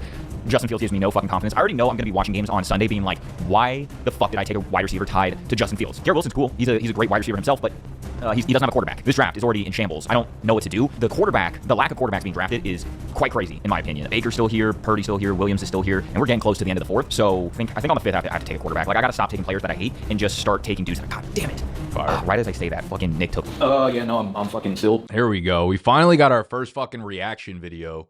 Someone reacting to our draft. Please, if you want to make a video the same way I'm doing this right now, reacting to our draft video, go do it, please. I will retweet it on the BDGE account. I need to not know who I have, who I want. I want Mayfield or I want Purdy. I got Purdy at QB8, Mayfield at QB9. Okay. They both have fucking injuries everywhere all over the receiving core. I think I like Purdy more. Mayfield was so last year, you know what I mean? You throw touchdowns at the table. Let's ride together. No, let's ride. Let's fucking ride, brother. Let's ride. See you in the championship. Brockathy. Brock Purdy. Nate Dog. So Brock, yeah, I took Brock there. Whoa. J-E-T. What is Kyle Pitts doing in my fucking draft slot? Cam Ward is about to unlock. Calvin Ridley. Fuck. Am I tripping? Let's ride together. Let's ride. Let's fucking ride, brother. Let's ride. See you in the championship. Brockathy. Brock Purdy. Joe. Don't do that again. The fact that now he was just on my team for a little bit, he like touched it, you know? He touched it. He gave my team AIDS. Nate Dog. J-E-T-S. Cam Ward is about to unlock. Calvin Ridley. Fuck, in the 4th? See, this is the problem. Like Ridley, you guys know if you're following my channel, like Ridley was one of my fucking guys all summer, but I don't expect him to go off at the end of the 4th in a super flex draft. Like he barely goes at the end of a 4th in a 1 quarterback draft. So now it's like, okay, all things are kind of up in the air, and it just goes, you know, out the window at this point. I went Purdy there. He was my highest ranked quarterback on the board. I had Purdy all the way up at the quarterback 8, I believe, in the draft guide. I just love having him attached to that Kyle Shanahan offense. Like Kittle there, C-Mac back. I know the receiver room is a little bit banged up right now, but I think being in that offense just has a very, very high floor for him, and he has some sneaky rushing upside, similar to like Dak in the beginning of his career where he was rushing for 5 or 6 touchdowns. He did that last year when they were out of playmakers. He was kind of a dude that, you know, put the team on his back a little bit and used more rushing capability. So to me, he's a very, very high floor player. He's also a dude that was kind of battling in the MVP conversation for a while with Lamar and Josh Allen a couple of years ago. So, and whoever else was in the running there. So I think Purdy's going to be a really, really rock solid quarterback in Superflex. So I felt good there. God damn. I will be double tapping running back. And there was no one left on the board because I already went 2 running backs, right? So like I like the picks that Ron made, especially here with the team that he had built up. James Cook and Trevion Henderson. What's that? Okay, so yeah, like those are 2 really, really solid RB2s right now. And I think had I gone differently in the 3rd round, like I didn't take Jacobs and I went McConkey there, I would very likely have looked at like a James Cook or a Trevion Henderson. But the fact that I went double running back kind of put me in a spot where I was like, I don't want to reach for a running back there. And to be honest, after Ridley went off the board, the wide receivers left. I do like some of them, but I didn't feel like I needed to reach for them. And the other issue was like, this is the prime spot where quarterbacks are going to start flying off. So I felt like at 5'3", if I didn't go with the second QB here, by the time it got back to me at the 6'10", I think I would have been in a tier where I was not comfortable having as a starting quarterback. As my second starting For a second, quarterback. I was upset I took Mahomes. The way quarterbacks have fallen here, the Mahomes value isn't great, right? Like, I'm sitting here at the 4-5 turn. Baker Mayfield's still on the board. Caleb Williams still on the board. I don't know. There's like still like Drake May's out there. There's still plenty of quarterbacks I would have been fine taking here, but I gotta be honest, I was sitting there hoping and praying that the plan was, and why I went A.J. Brown at the 2-3 is I was hoping 4-5 that we could just get 2 running backs. That was Kenneth Walker, Trevion Henderson, James Cook, Kyron Williams. We get 2. I sprint up to the podium. We make those 2 picks. Now, 2 running backs. We got an anchored in wide receiver 1. We got both our quarterbacks locked up, and now the rest of the draft we can just kind of take shots at wide receiver, maybe 1 stab at running back, a couple stabs at tight end. And I feel good. And honestly, with Mahomes and Lamar, I'm kind of betting on them to be so good that I might just mess around and not draft another quarterback. We'll see how it goes. But can you check it in? I like a goof today, man. I like a fucking goof. I don't know, dude. People call me an accountant. People call me a substitute teacher. People call me an auditor. Used car salesman. I mean, can we dock Ron 10 Fab for that sticker placement? The only one who needs to get no. The only person who needs to get docked for stickers today. That's obviously definitely all the people wanting to dock for stickers. That is criminal. I fixed that shit. No, I don't think that's how that. Unless you can come up with a good reason, like, yo, Trey Young's going sideways this year. I don't think that's how the adhesive works. Talent people call me Abbott running back. Egregious sticker placement. I'm trying to. Calvin Ridley. Fuck in the 4th. God damn. I will be double tapping running back. James Cook and Trevion Henderson. Okay, to be fair, he's got 2 hands. You're on the turn. You got to hold 2 stickers. So you know what? It's an understandable, like wacky sticker placement. We got to work on my receiver. Very, very good. The board is falling to me. Unlock. Caleb Williams. Nice. Love that. All right, we're at the start round 5, and I am actually feeling very, very good. The board is falling to me. I'm getting guys where I value them. Might have reached a little bit for Calvin Ridley on that last turn. Jack trying to get in my head a little bit. He's an idiot. Ridley's going to be unlocked by Cam Ward. And then I got Caleb in the 5th round. I got my quarterbacks, got my running backs. Now we got to work on my receiver. But loving this draft compared to last year. I feel a lot more confident. Thanks for coming. Legit. Can I just ask you something, Rob? That was Nate's wedding suit. So I'm sure there are comments saying that Nate looks like you knew you were getting Caleb, right? Was. You didn't? Did you consider like DJ Moore there? Wow. I like Ridley more than Moore. So like, how does Caleb Williams get unlocked and his wide receiver 1 doesn't ball out? No, I'm genuinely curious your thought process. Sorry, Stain. This is the first player I picked off the BDGE rankings and jumped. Come on. Wow. That hurt. No. Sorry. How'd you let that happen? Old man still got it. Devontae. So I went with T-Law there. I know Baker was still on the board, some players like that. Baker, like I really think 3 OCs in 3 years, plus the fact that Godwin's going to miss at least a month, Jalen McMillan out. Like Cade Otton's also out right now. Their receiver room, while I like it, still has a lot of like question marks, and I could definitely see regression from Baker Mayfield, where I feel like Trevor Lawrence is on the way up, and I just love what I've seen from the Jacksonville offense and Liam Cohen's like progressive style of offense with Travis Hunter and BTJ. I think their defense is still really, really poor. I think they're just going to have to throw the ball a lot. So T-Law is a guy where I didn't actually have him ranked above some of the quarterbacks left on the board. But the other thing with the rankings is like, if I literally just go pick by pick with my rankings and I don't account for like upside and downside and the way I'm building my team, then everyone's going to literally just know exactly every single fucking player I'm picking. So, you know, we went with a little bit of a fun pick there with Trevor Lawrence. Now we still don't have a wide receiver 2, which made the pick a little bit risky. But again, I do think I was nervous about losing a quarterback on the way back. Yo, this motherfucker is taking all my picks. Only 1 sticker because Ray was not on the sheets. They see me rolling, they hating, patrolling, they gonna see me riding dirty. Can we just talk about the character in my wide receiver room? Sorry, you can Roger. It's just, I mean, you have the most outstanding running back. Jack's team so far is like so ridiculously polarizing. Like going 3 running backs in the first 3 rounds in a start 3 wide receiver league, super flex league. We're 5 rounds in. He does not have a QB. He goes with Tyreek Hill, who is, just a very polarizing pick by himself. Rashee Rice. This was filmed. We drafted on August 26th, which was the day before the Rice suspension got handed down.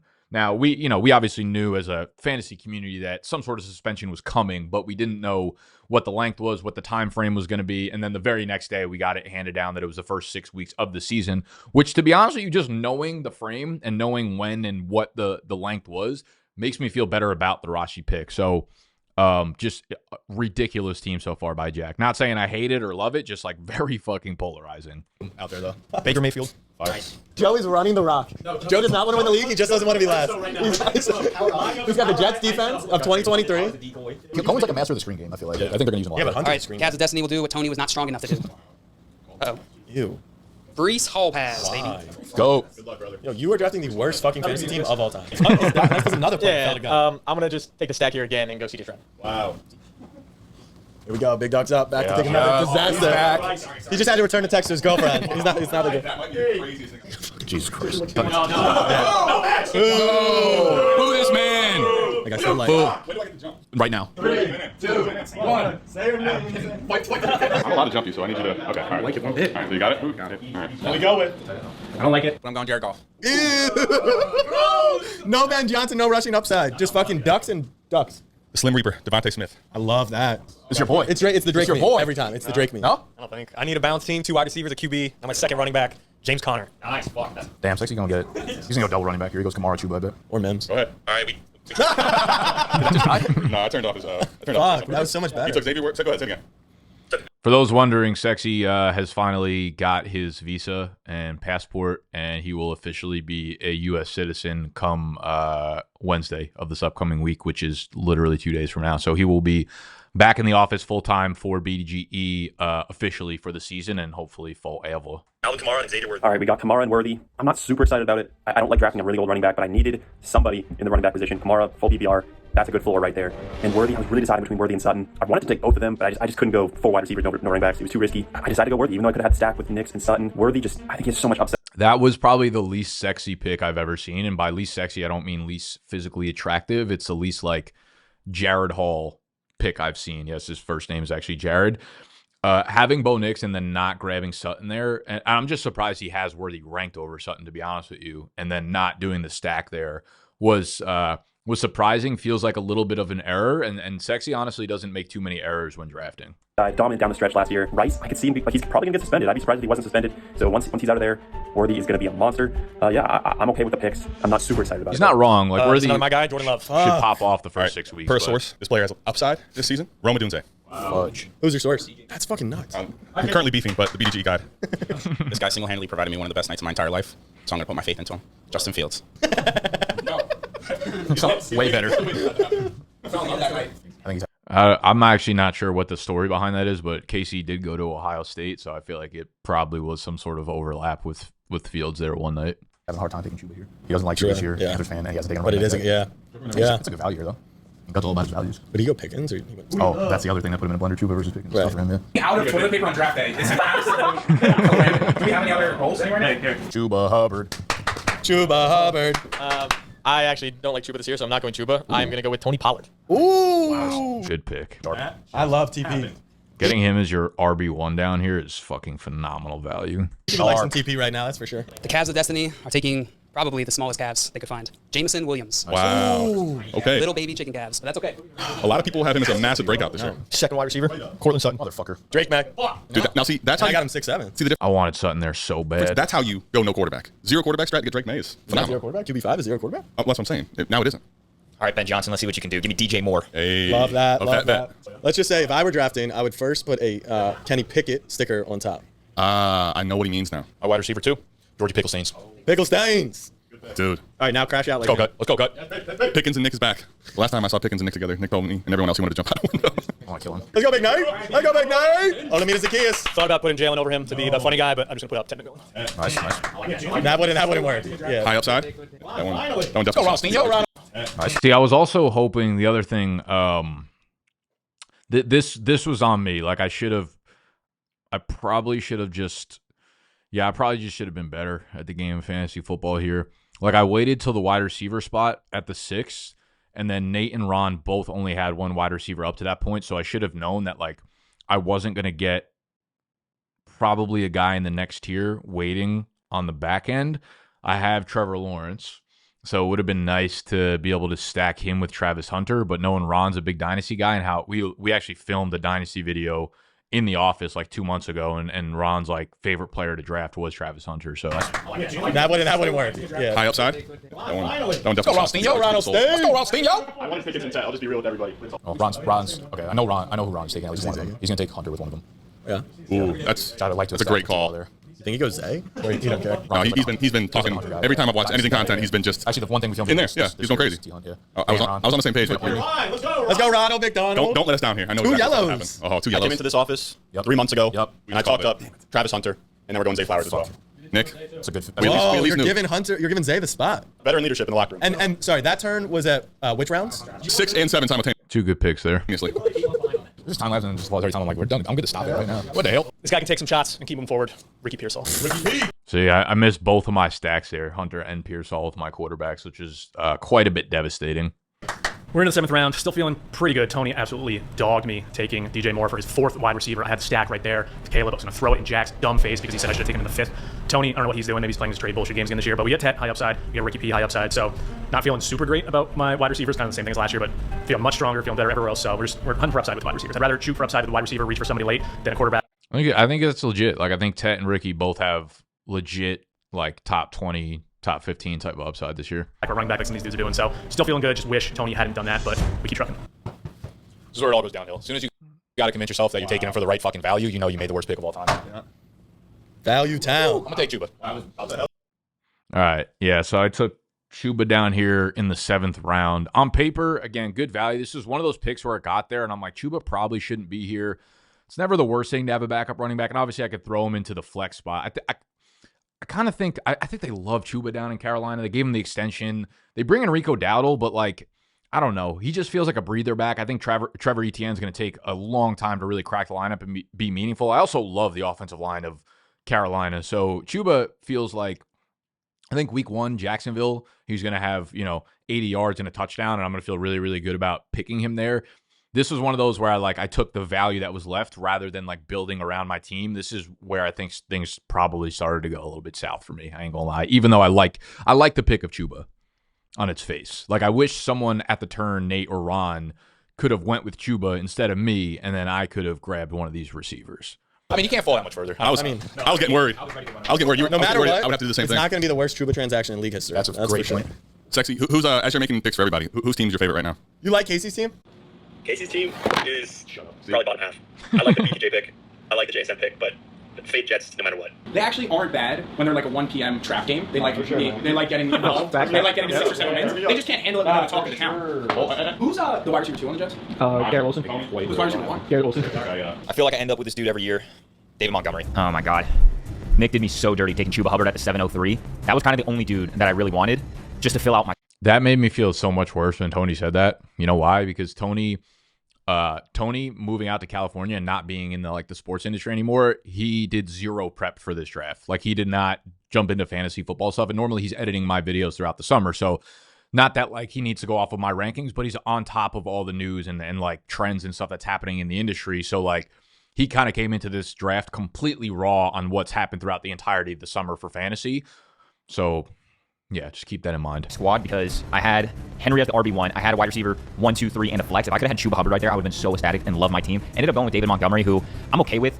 He does feel like a tier below Chuba Hubbard, though, so it's a little unfortunate. I still like David Montgomery. He feels really safe. I guess I'm okay with him as my running back, too, considering that our wide receivers feel pretty good, and I have Jaden Daniels, too, but, man, I would have been so hyped for Chuba Hubbard right there. Whatever, we move on. It's going to be interesting to see what quarterbacks are going to be there in the back of the 8th round, but I need a second quarterback, so we'll see. You gotta make a pick, brother. I know. I'm just thinking. Just take Waddle and be done with it. Just take Miami. It's gonna be a disastrous strategy here. We got both fucking. Wait, was it? Hold on. Did I just pick the? Like the polarization just continues on this team. Doubles down with both Miami receivers. Cone of the year. I still believe in Rodgers. Metcalf. Fuck you, Joe. What do you take? Okay. All right, I'm about 6 or 7 picks away from my 7th round pick, and I have 3 guys that I'm eyeing right now. RJ Harvey, TJ Hawkinson, Emeka Egbuka. I really would love to get 2 of those 2 guys, but even just 1 would be great value at the end of the 7. All right, boys, the Cavs of Destiny take RJ Harvey. 7. We're almost through round 7 here. I know I said last time we're gonna right the ship, and I think we fucking did it. I think we did it, boys. I think we righted the ship. Maybe not. It's actually pretty questionable. There's been 3 rounds since then. 3 picks I've made since that point in time. I took Breece Hall. I know. Listen, just wait. Breece Hall, Jameson Williams, and RJ Harvey. Sniped the fuck out of gut on RJ Harvey. What happened? Good. I wanted RJ Harvey. I thought there was no chance he took him. But now I have options. I'm thinking about reaching, but I don't know if I want to. I like Tracy a lot. I need running back. Or it's also a 3 wide receiver. I feel it's the first time I've ever seen him shambles. No, yeah. I don't want to get shut like that, but when push comes to shove, I guess I got to take this back. Going with my guy here. Since I got sniped, I'm going to pivot. I'm going to go with Metcalf. Wow, good pick. Oh. Good pick. Got sniped on DK Metcalf solid. right before RJ Harvey, but sniped gut, and that felt pretty good. This is a little bit of a weird squad. It's not. This isn't conventional. This isn't a conventional super flex powerhouse that I was expecting, but it is a powerhouse nonetheless. My running backs are something. Amari and See, like, I hate JL's team up to this point, but to be fair, I didn't like his team after the draft last year, and he fucking wiped the floor of this league. So that should just show you nothing matters. Breece Hall and RJ Harvey. That's either going to turn out super well for me this year, or it is not. If Jack's out on him, that means I'm in on him. Give me Sam Laporta. Yo, why are you being quiet? I assumed I got sniped when the orange sticker came off, but TJ Hawkinson. Sorry. There goes all of Sexy's players. My wide receiver 3, and it was a Packers wide receiver, and I'm running back. Wow. Romeo, the golden kid. Good choice. I love that pick, Jack. I'm not going to lie, I love that pick. Especially with the love stack. Yeah, no, that was Timber Scenes. All right, I'm taking Pacheco and Tracy. Hate what just happened. Absolutely hate it. Yeah. All of my guys went Harvey and then Hawkinson. I wanted Golden too. Jaymo took him 1 pick before. It's like I had 4 guys who I was locked in on. Luckily, I did get Pacheco, which I kind of like. I think he's going to be back to the #1 guy in Kansas City.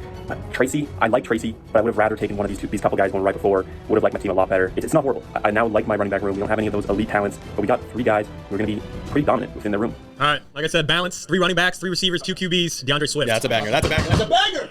Swift is the guy.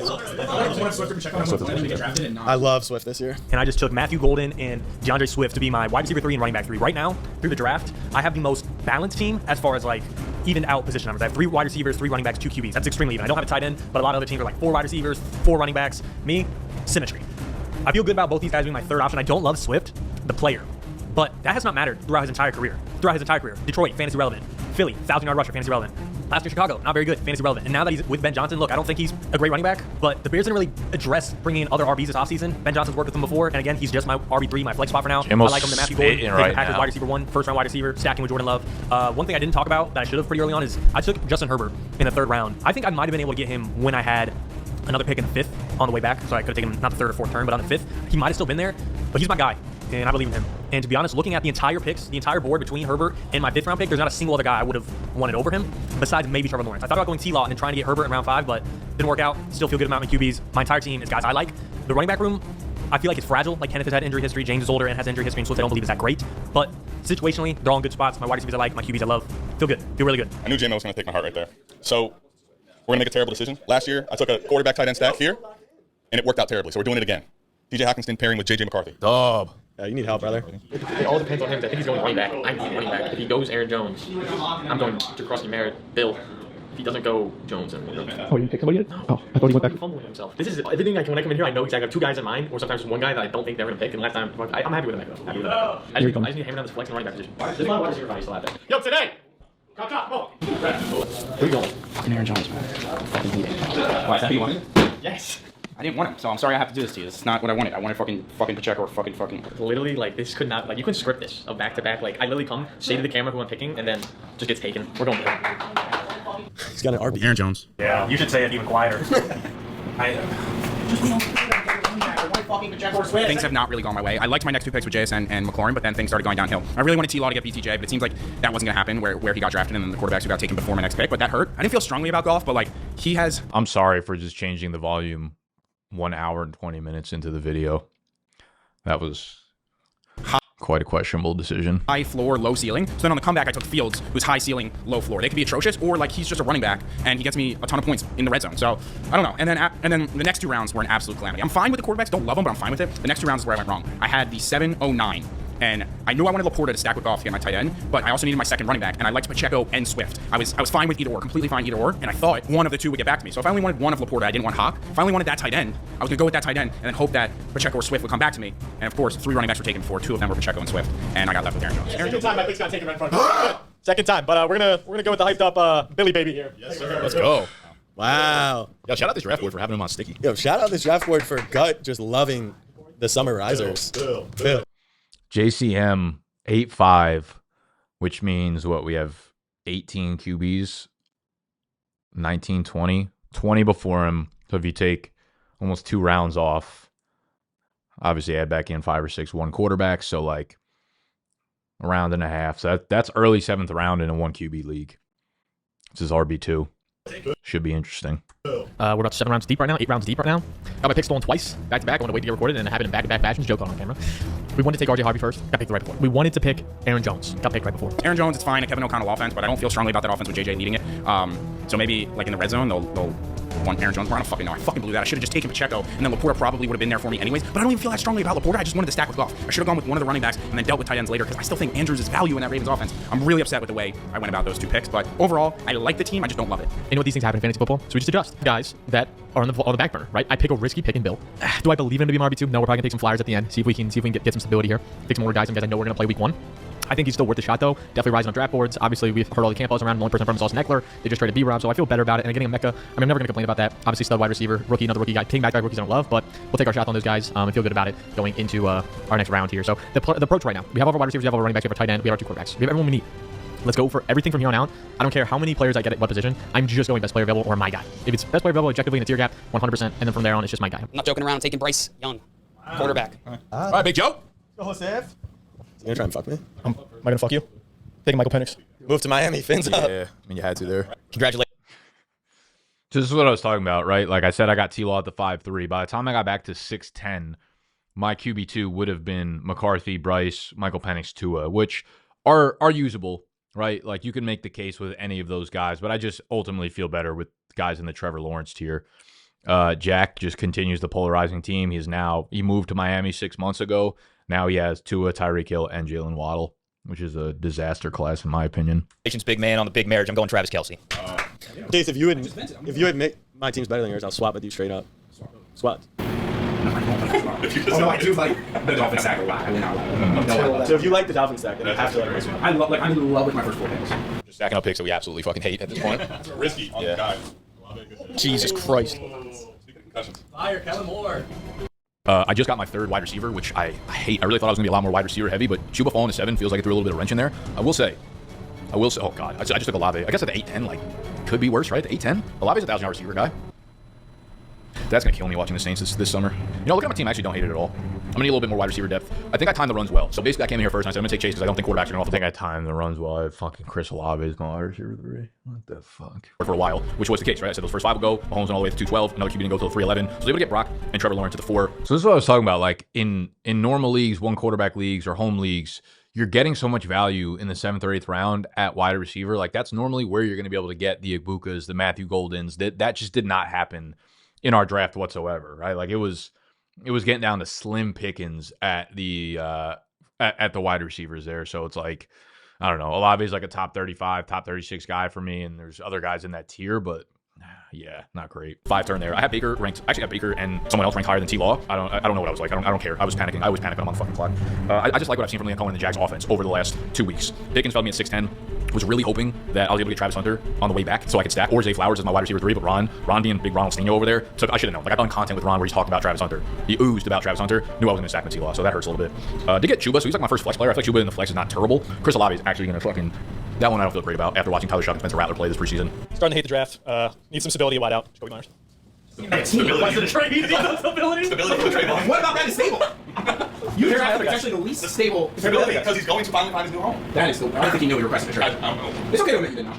I for sure did. Yeah. Things have taken a turn. We are in a dead spot in the draft, and my wide receivers might be in shambles. Feeling pretty good until we hit the Ricky Pearsall pick, which I still think he has some upside. But coming back down the stretch, I'm thinking, okay, let me get some stability. You know, just somebody that can hold the spot if we need him. So I'm thinking, all right, Jacoby Myers, like he's wide receiver 1. He's going to get his volume. He can be that stable force, high floor, even if he's not going to be a league winner. Turns out he requested a trade yesterday, which I didn't realize. So I'm not really sure what's going on there. Double yellow. Judy and Addison. Oh, good pick with Jerry Judy and Addison. Yeah, Ron's doing something here. 2 really good picks. Was really hoping for Tet and Pickens. We get sniped there, but we end up with Travis Hunter, Zay Flowers. Zay Flowers stacks Lamar Jackson, which is fun. And on the way back, I strongly debated if I was going to go Andrews or Kelce at the 7-8 turn, but this room is so wide receiver hungry, and it's a 3 wide receiver 1 flex, full PPR. Our wide receiver 1 is AJ Brown. Just felt like, let's hammer 2 more. Judy's kind of an ugly pick, but you know we have enough upside swings with guys like Travis Hunter, Kevin Henderson, so we're fine just getting on base with Yeah, I mean, Addison's out the first 3 games. I like him. I do think there's a legit case to be made that he just won't be as valuable because this Vikings offense, I think JJ's going to be fine. I think it's a high floor offense because of just the infrastructure, the system, the pieces around him.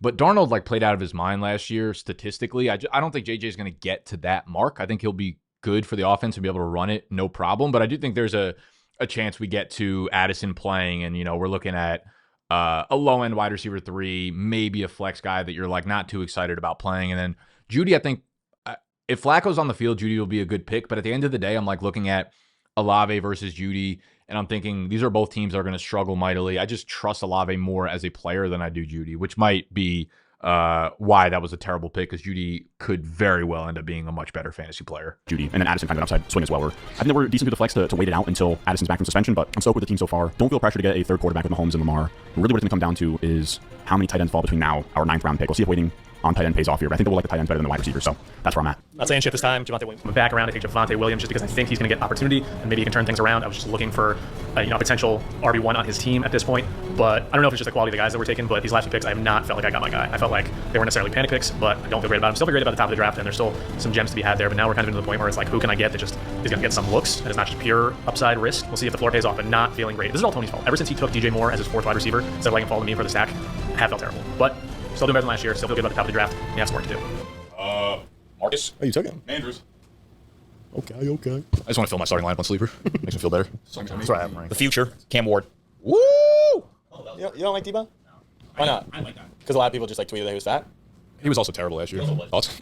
I bet. New team, Cooper Kupp. 9th round. I just made my 9th round pick. Since the last time I talked to you guys, Jameer Gibbs, Drake London, Kyron Williams, George Kittle, Baker, Cortland Sutton, DK Metcalf, Michael Penix. I just took Cooper Kupp. Why?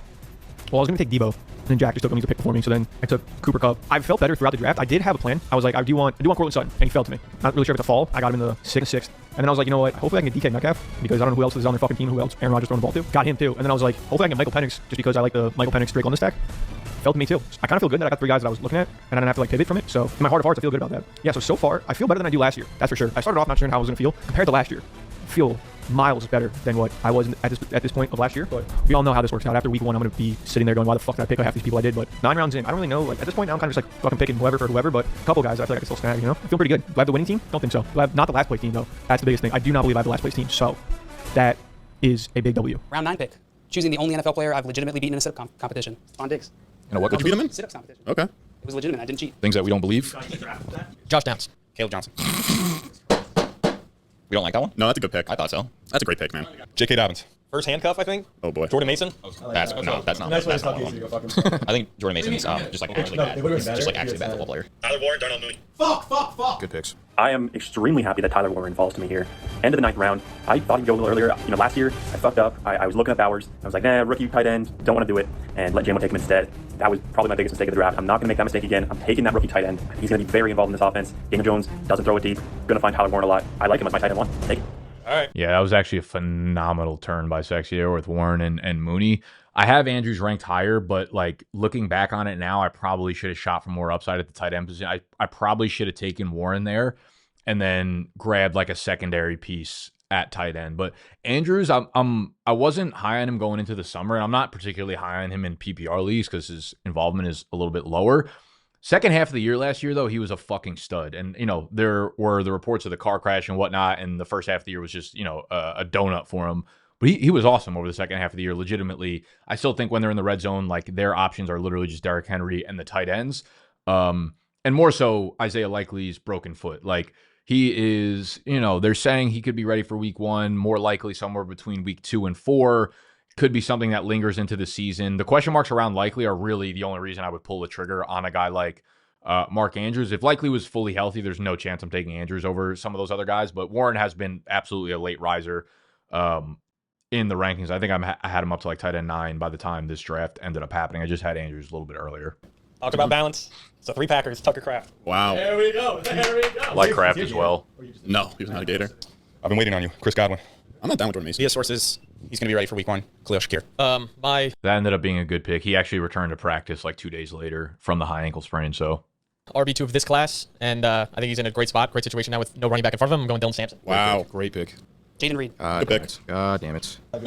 Jalen Warren. Guts running back room is crazy at this point. Pollard, JCM, and fucking Dylan. Same team. Don't do this to me, Tony. Nice little flex with benefits. Zach Charbonnet. Go. Nice benefit. This one goes out to Joe, who in week 3 of last year dropped a 50 cheeseburger on his fucking head. Juwan Jennings. Juwan. I felt good about getting Juwan at the wide receiver 4. He was so much earlier in drafts earlier on. I mean, the reason he drops is obvious here. He's dealing with the calf/contract. We are in the middle of week 1. It is Monday, September 1st, and we still don't really have an update on Juwan. Actually, let me check like Twitter right now and see if there's been fucking anything. Juwan Jennings. 49ers fans might not be ready for what Juwan Jennings is about to do. Yeah. Juwan just going to fucking sit out, huh? This isn't great. It's been said, but to amplify, if the 49ers sign Kendrick Bourne today or over the next few days, it'll be likelier than ever that Juwan Jennings will not be on the active roster for week 1. That's just terrible. On Jennings. Great fucking pick. David Njoku. Nah, for sure. That should be big. Dylan Gabriel to Njoku is going to go crazy. No one can hear you. You don't have a mic. Yeah. Shut the fuck up, Jack. Do you think Joe Flacco's going to be slinging it. Do you think he's going to finish the season? Probably not, but Njoku will. That's why I said Dylan Gabriel to Njoku will be fine. It's going to be a movie. Okay. Then we're on the same page. Colson Loveland, as everybody knew. Let's see. 2 for 2. Can I go 2? Yes. ETN. Yeah. Back that Cleveland, Cedric Tillman. Nice. Surprisingly good, Geno Smith. Michael Pittman Jr. Keon Coleman. Houston Texans wide receiver Jaden Higgins. Hard to tell with Loveland right now. I've been taking shots all day. I'm going to continue to take some shots. This feels like a half quarter. I did it last year. I was fine. We rebounded. I'm going to do it again. Give me Ali Gordon. Wow. I like that. That actually pissed me off so bad. Like, I took Achan. I knew Achan was dealing with the calf thing, and I figured, oh, okay, I can grab Ali Gordon, you know. Like, there are legit start, like Jalen Warren in the 10th round. You have legit quarterback starters, Stafford and Geno Smith going in this round, and backup Ali Gordon gets the pick here. That feels unnecessary. That felt unnecessary. Brandon Ayuk. What the hell? Cam Scatterbo. Imagine having to draft a running back right now. I can't even like figure out what your team is with these. All right, I'm going Tank Bigsby. All right, at this point in the draft, I think Braylon Allen was a good pick there. it's important to not take a guy that's like pick 140 and he'll be 130 value at the swing on home runs. So I'm going to go with Anthony Richardson as my QB3. That is the dumbest fucking thing I've ever heard. Nah, he'll be coming knocking on your door in fucking week 6. That's a great pick, man. That is horrific drafting. I drafted Anthony Richardson towards the end of the draft as my QB3 with Daniel Jones still on the board. But I think it's important when we're late in fantasy drafts, you're not drafting the QB 29 and hoping he ends the year as a QB 27. No, you draft the QB 30 and Anthony Richardson on a guy who has upside to be the QB 8. And that's what I did. Because he has that upside. He is the best possible fantasy quarterback. He's the best fantasy quarterback handcuff in fantasy football. That term's never used. It's always running back handcuffs. Quarterback handcuffs, I got the 101. Old man Austin Eckler. Sam Darnold. Going with the guy the film guys love and going with Rashid Shaheed. All the rookie running backs are welcome on the Cavs of Destiny. I'm taking Quinshon Judkins. Wow. Taking Brian Robinson. I'm about to select Christian Kirk. I feel like, oh, man. The Texans paid Christian Kirk a 4-year, $72 million contract this offseason. No. That's just, what'd they pay him? That was what the Jaguars gave him like 4 years. No. What'd they pay him this offseason? I think they paid him like, no. They traded like a 6th for him. Google AI. It probably Google AI has never been right once. What'd they pay him though? Like a normal sal. Yeah, I think they just have like they just traded for him. We need to do. So if I haven't put this on the board, like where do we stand on that? You don't have to do. You didn't stick him yet. Who are you? I literally want him for both of you. I remember I wanted Christian Kirk here really badly, so I was just trying to feed. I gave Jack the right information, but I was painting it in a negative light. And then Tony came out and he was like, I want Christian Kirk, so don't take him. So I was like, all right, both fucking guys before me want. Kirk would have been a nice backup wide receiver plan for me. Do you want Christian Kirk? Oh yeah. Someone give me his contract real quick. He just got traded. So okay, so he's on that contract. I kind of like Kirk. Undo it. You want me to undo it? Hold on, let me check my rankings. Yeah, he's still in the last year of his deal with the Jags. They traded for him, but the Texans aren't paying him much, but like he's still getting paid. Yeah. I'm in between him, Bird, and Mims. Those who were the guys I was deciding, the other two I felt like I could get later. That's why I was going to take Christian Kirk here. That makes sense. The only reason I liked Kirk is because I have Rice, so I was like, Kirk will play, then the rookies take over in Houston, and then Rice will be back. Bird in. All right, I'm gonna draft Kirk, trade him to you. No, just draft Burden if you're No, it's actually the opposite. I don't want to take Burden right here. No, I guess technically it's quick farming. I'm not taking him hoping that you trade. I'll trade. Just take Burden. Just take Burden. No, you're acting like we're not going to make a trade later in the season. Yo, figure it out back there. Right, then I'm drafting. Big update from Adam Schefter today. Dolphins running back Devon Achane, who's been dealing with a calf injury, is returning to practice today and is on track to play Sunday versus the Colts. Yeah. And I want to swap him with Kirk. Go. Just pick who you don't pick him because you think you're going to trade him. That's not going to work. I wanted Christian Kirk. I do. Pick Christian Kirk and offered it to Tony in exchange for Dude, that's what I'm saying. If you just want Burden, just pick Burden. I picked Kirk. Just make your pick. All right, enough of this Stevenson, Kirk bullshit. He ain't going to do shit either, you know? Dude, I told you to just draft one. I wanted Burden. You said Kirk. I wanted to do a trade. I got Rebron here. Do I take this guy and risk that unknown kiddo? Yeah, it's another not great pick. No, that's like everybody I picked last year, dude. It's probably a good strategy. It ended up really well for me. Yeah, take all the. Don't get caught. Put my pants down, Daniel Jones. Nope. My boy, Luther. All right. Do you want to swap? Jerome Ford, I'm looking at the running back room in Cleveland, and I'm kind of just thinking, like, we don't know what's going to happen with the Judkins situation. Trying to predict that is so messy. So, like, if he doesn't play, then the backfield is quite literally just Jerome Ford and Dylan Sampson. And I like Sampson better, like, but you could see he went 2.5 rounds earlier than Ford. And Ford's probably going to start in a 60-40 split if Judkins is out. You know, like, this could drop and tomorrow he fucking signs and everything looks terrible. But if not, I mean, they play Cincy in week 1, and Ford's going to get 15 touches. Like, the running back room, regardless of how bad your team is, between targets and carries, if you literally only have 2 running backs playing, the starting running back's getting 15 to 18 touches. Sampson will probably get, 10 to 12 as well. But, like, that against Cincinnati and Judkins being out for right now with that murky situation, like, I feel like Ford kind of went undervalued here. Me just fucking yapping to make myself feel better. No, sir. And then my other guy, Basil Tootin, baby. Yes, I do have Travis Etienne. I do not care. You ask him post-pick interview here. Why he just shots in the backfield I like. You like that backfield? Trevor Lawrence. Chad White for the handcuff. Jaymo's favorite players this year has talked about him nonstop. No. The junior? Deontay Thornton Jr. What team is he on? No, it ain't. No, it ain't. The Raiders. Already filling up my IR spot, Joe Mixon. Marvin Mims. Nick Chubb. Steen love that. Joe loves a Kareem Hunt, Nick Chubb fucking style player. Why didn't you draft Mark Andrews? Like, what happened? That was a fire pick. No. You don't even watch the Ravens. Yo, after the George Pickens pick, I think you actually, like, started tweeting. I had a seizure. Yeah, I should have taken Luka in the 7th. Chuba, Olave, Andrews, Stafford, Jerome Ford. Oh, they're vets. They're vets. You have 2 Miami wide receivers into it. That offense is fire. Is it? When was that? Anytime. 2022 has been healthy. Grayson Davis. We're going to keep it the shots. Just keep them rolling. Hook 'em horns. Get Jay down blue. Jay down. I do not like that selection. Jake Ferguson. Let Russ cook. First rookie, Trey Harris. Wow. Say something. Say something. I'm giving up on you. You're now in Kyle Williams. I have James Conner, so I'm going Trey Benson. I like that, Jay. I like that a lot. We're going to see what he can see. Najee Harris. Rashad Bateman. We'll go with Josh Palmer. What the hell? Fuck, man. Fuck.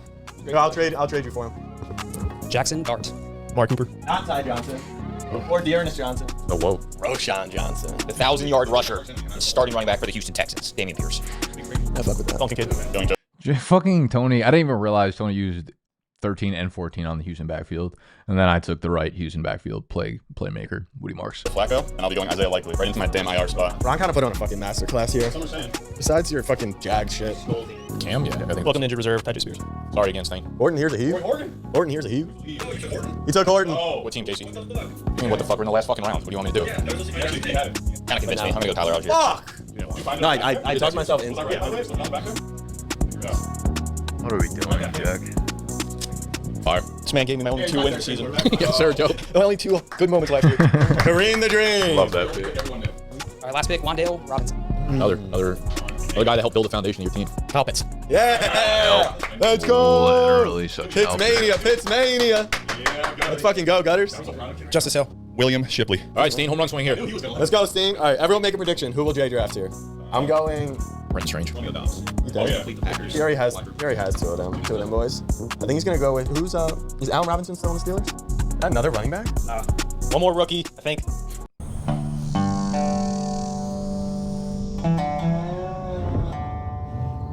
Jalen Royals. Is Allen Robinson still in the Steelers? Another running back? One more rookie, I think. Jalen Royals. Wow. Thoughts? Yeah, you Sexy, you're the last pick of the draft. You got to build up the hype a little more there. Let's get another speech. Yeah, go again. Speech. Do it one more time. You're almost there. With the final pick in your league mates, Judge Sexual selects Brenton Strange. Yeah. That was a good pick. I thought about taking him with my last rounder. I probably should have instead of Tony Horton, but worry. Hey, Sexy, that was going to be my pick if I didn't take Horton. All right, well, that's it. Final draft board. This is already such a long video. I'm not going to rate every team, but just know that I know that my team sucks. Eat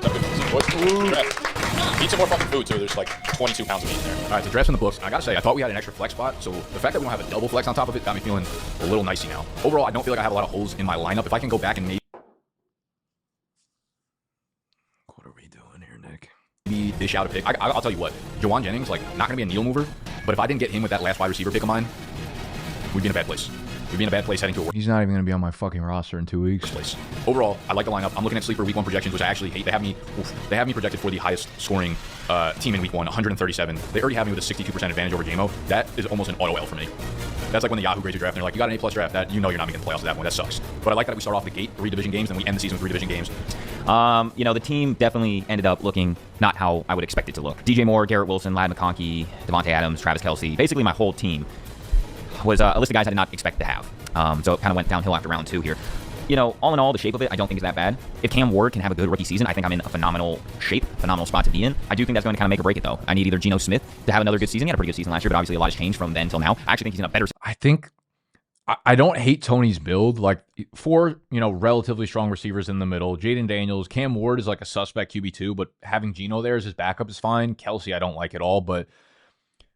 Where I think he really fucking fell through the hole there is the running. Like, he could have went for way better, like, bench stash running backs there from 12 to 15, taking shots on. Like, this I think is a little bit where, like, if you're not prepped for your draft, you're going for Joe Mixon and Dameon Pierce and Tyler Algier in a PPR over the upside shots of, like, a Jadon Blue, a Bashal Tootin, a Woody Marks. Like, those are guys that I think are...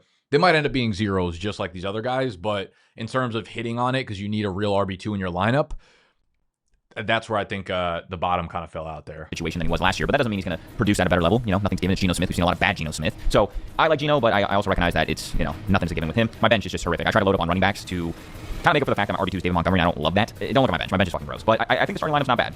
Garrett Wilson and Devontae Adams. I need you guys to kind of get your shit together. There were flashes last year that you guys had good times with Aaron Rodgers, but I need you. Another draft in the books, and we had some doubts in the middle there, but we were feeling way better than last year. Really happy with the squad, especially the top half of the draft. We got Josh Allen, we got Caleb Williams. That is a dynamic duo to lead as a quarterback. Love the Chase Brown, both Jurgen picks, Calvin Ridley, and Ted McMillan to top it off. And the rest, you know, it's kind of a crapshoot. Like, we got our depth, we got some high upside guys, we got some guys who can flame out. But either way, feeling way better than last year, feeling great in the division. I think I'm not really scared of anyone. I think Sexy might have had an alright draft. JL, Adam, I play Adam week 1. I think that's going to be a slaughter. He's got some guys in there on the pup list. I don't even know how he's going to fill out a lineup, but I'm feeling great. Who I thought fucked up this draft. I'm going to be honest, Adam, I think the draft was a little questionable on your part. I'm actually feeling pretty good about my team. I feel good, not great about my team. I think I did some things this year that I wanted to based on how last year went. Wanted to make sure my receiver room as a whole was better than last year. I constantly was having to put in guys like Ray McLeod last year, and that I was trying as much as possible not to do at least out of the draft right away. So I feel good about my receiver room. I'm in St. Brown, Marv at my 2. Then I have Devontae Smith as my 3. I have Rome as my 4, and Godwin as my 5. So I feel really good about that room, honestly. I want to make sure obviously my quarterbacks weren't as bad as last year. That was a disastrous quarterback room I had last season. I feel like it's kind of mid at this point, but still going with both quarterbacks because J.J. McCarthy unproven and Kyler Murray feels about as hated as ever. I do like Genty as my 1 as far as the running back goes, but then, you know, I got my running back 2 is an area of concern. I'm going to have to see what I can do. Kind of what we can cook up throughout the season. I got J.K. Dobbins, but then I have Eckler. I don't have Barkley, but if there's an injury to happen, I think Shipley could be really good. So he's probably someone I'm looking to cut early if nothing happens to Saquon right away. I also got Najee Harris. I have no idea what's up with the eye. So I feel like my team's in a good spot, not a great spot. So we'll see how it goes. But this year, I'm making the playoffs, and this year, bring home the belt. I don't know how I feel about my team. I feel pretty solid. Obviously, Tajay now on IR, which makes me feel better about Pollard, but really tough matches for week 1. I think we lose week 1 to Ron, as we really get our feet under us to see what running backs have what roles here. Dylan Sampson, Ali Gordon should play week 1. Merritt should play week 1. Like, we should have some of these rookies come out playing week 1. And we'll see who does what with it. The big thing for me, though, is matchups are tough. Week 1, CeeDee Lamb versus Philly. Josh Downs. That's a pretty solid matchup, but he's still banged up, so a little bit worried. But we do have Mecca, Nico. CeeDee should be, matchup proof on the surface. Stroud versus the Rams. I feel pretty good about that matchup, especially if Matt Stafford doesn't end up playing. We'll see. He should. Overall, week 1 for Ron looks tough. But outside of that, I think my team is really boom or bust here. I think we drafted for ceiling and everything here. Obviously, if CeeDee and Dak hit, ceiling play. If CJ and Nico hit, I feel like very consistent as well with those two. Feel really good about a new OC there in for the Texans. Mecca I really like, obviously. Our late summer riser. Mbappe, McMillan out. Godwin out. Mecca should see a lot of touches, especially against Atlanta. Really going to come out of the RB room. Guts' first 7 rounds are flawless team build. I think he got a little crazy after that, but he definitely has upside. Like, I love Josh Downs. If Daniel Jones is all right, he should be a smash value there. JCM, Dylan Sampson, Ollie Gordon, Jaden Blue. He's going to need one of those guys to hit. And if I had to put money, I would say one of them becomes like a pretty usable RB2. But they all have a high percentage of hitting quite a floor as well. We drafted some really potentially great RBs. Ollie Gordon, Dylan Sampson, Jadon Blue, Bill. And I feel good about all of them. I just need to see who has what role. We got some boomer bust teams. I think JL's team is very boomer bust. Guts' running back group is crazy. It's Tony Pollard, which is going to end up being a great pick. And then he's got, I think, all rookies. Guts' team's floor is last place for sure, and I think the floor of Gut is like last by a lot. I like CeeDee Lamb and I like Nico Collins, and I guess that's pretty cool that he stacked him with Dak and CJ Stroud, but let's not forget how terrible of a fantasy season it was for Stroud last year. And I think the majority of the problem for Stroud was his line was so terrible, and it might have just got even worse. So I like CJ Stroud, the real life quarterback. Don't love him as a fantasy asset. Dak should be better, but also like it is Brian Schottenheimer. Feels like he could probably infect this entire Cowboys team. I think Gut's team is fine, but I think the floor of Gut could be like a couple wins this season. All right, this is your substitute teacher speaking. I will say, really the only sort of pickup is how shallow the benches are. In a league where you're starting 3 wide receivers, 1 flex, and a super flex on top of that, only 6 bench spots means you have to make some really tough decisions. So down the stretch, take Loveland as our upside tight end. I still like Dallas Goedert and Hunter Henry, Zach Ertz, and I don't want to take too many of these because I want to, the first time the waivers roll, I want to grab one of these guys. So what I did in my final pick, I took Isaiah Likely. I'm going to put him on the IR. I'll get a boring tight end that I feel better about starting than Colson Loveland. We'll go from there. A little late at running back because I just can't hold that many. I would have loved Keaton Mitchell at the end there. I don't know, when you only wait until A.J. Brown's your wide receiver ones. Now we have A.J. Brown, Travis Hunter, Flowers, Judy, Addison. We're going to have to start 4 of those guys every week. Addison's suspended. Luther Burden's a rookie. So I don't know. I think you just have to build your team like this. We took 2 running backs up top, so I feel fine about that. So I love my team. I think I'm going to finish first.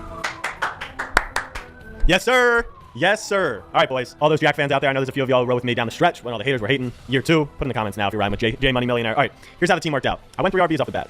I don't know why. It just is the way the board fell, and I got saved by Drake May. If Drake May had been picked before me, I would have been in serious trouble. I don't even like Drake May that much, but I think he'd be like a mid-range quarterback this year. He's got some rushing upside. Obviously, the thing that's going to be talked about the most is the Miami love. I went Tua, Tyreek, and Waddle.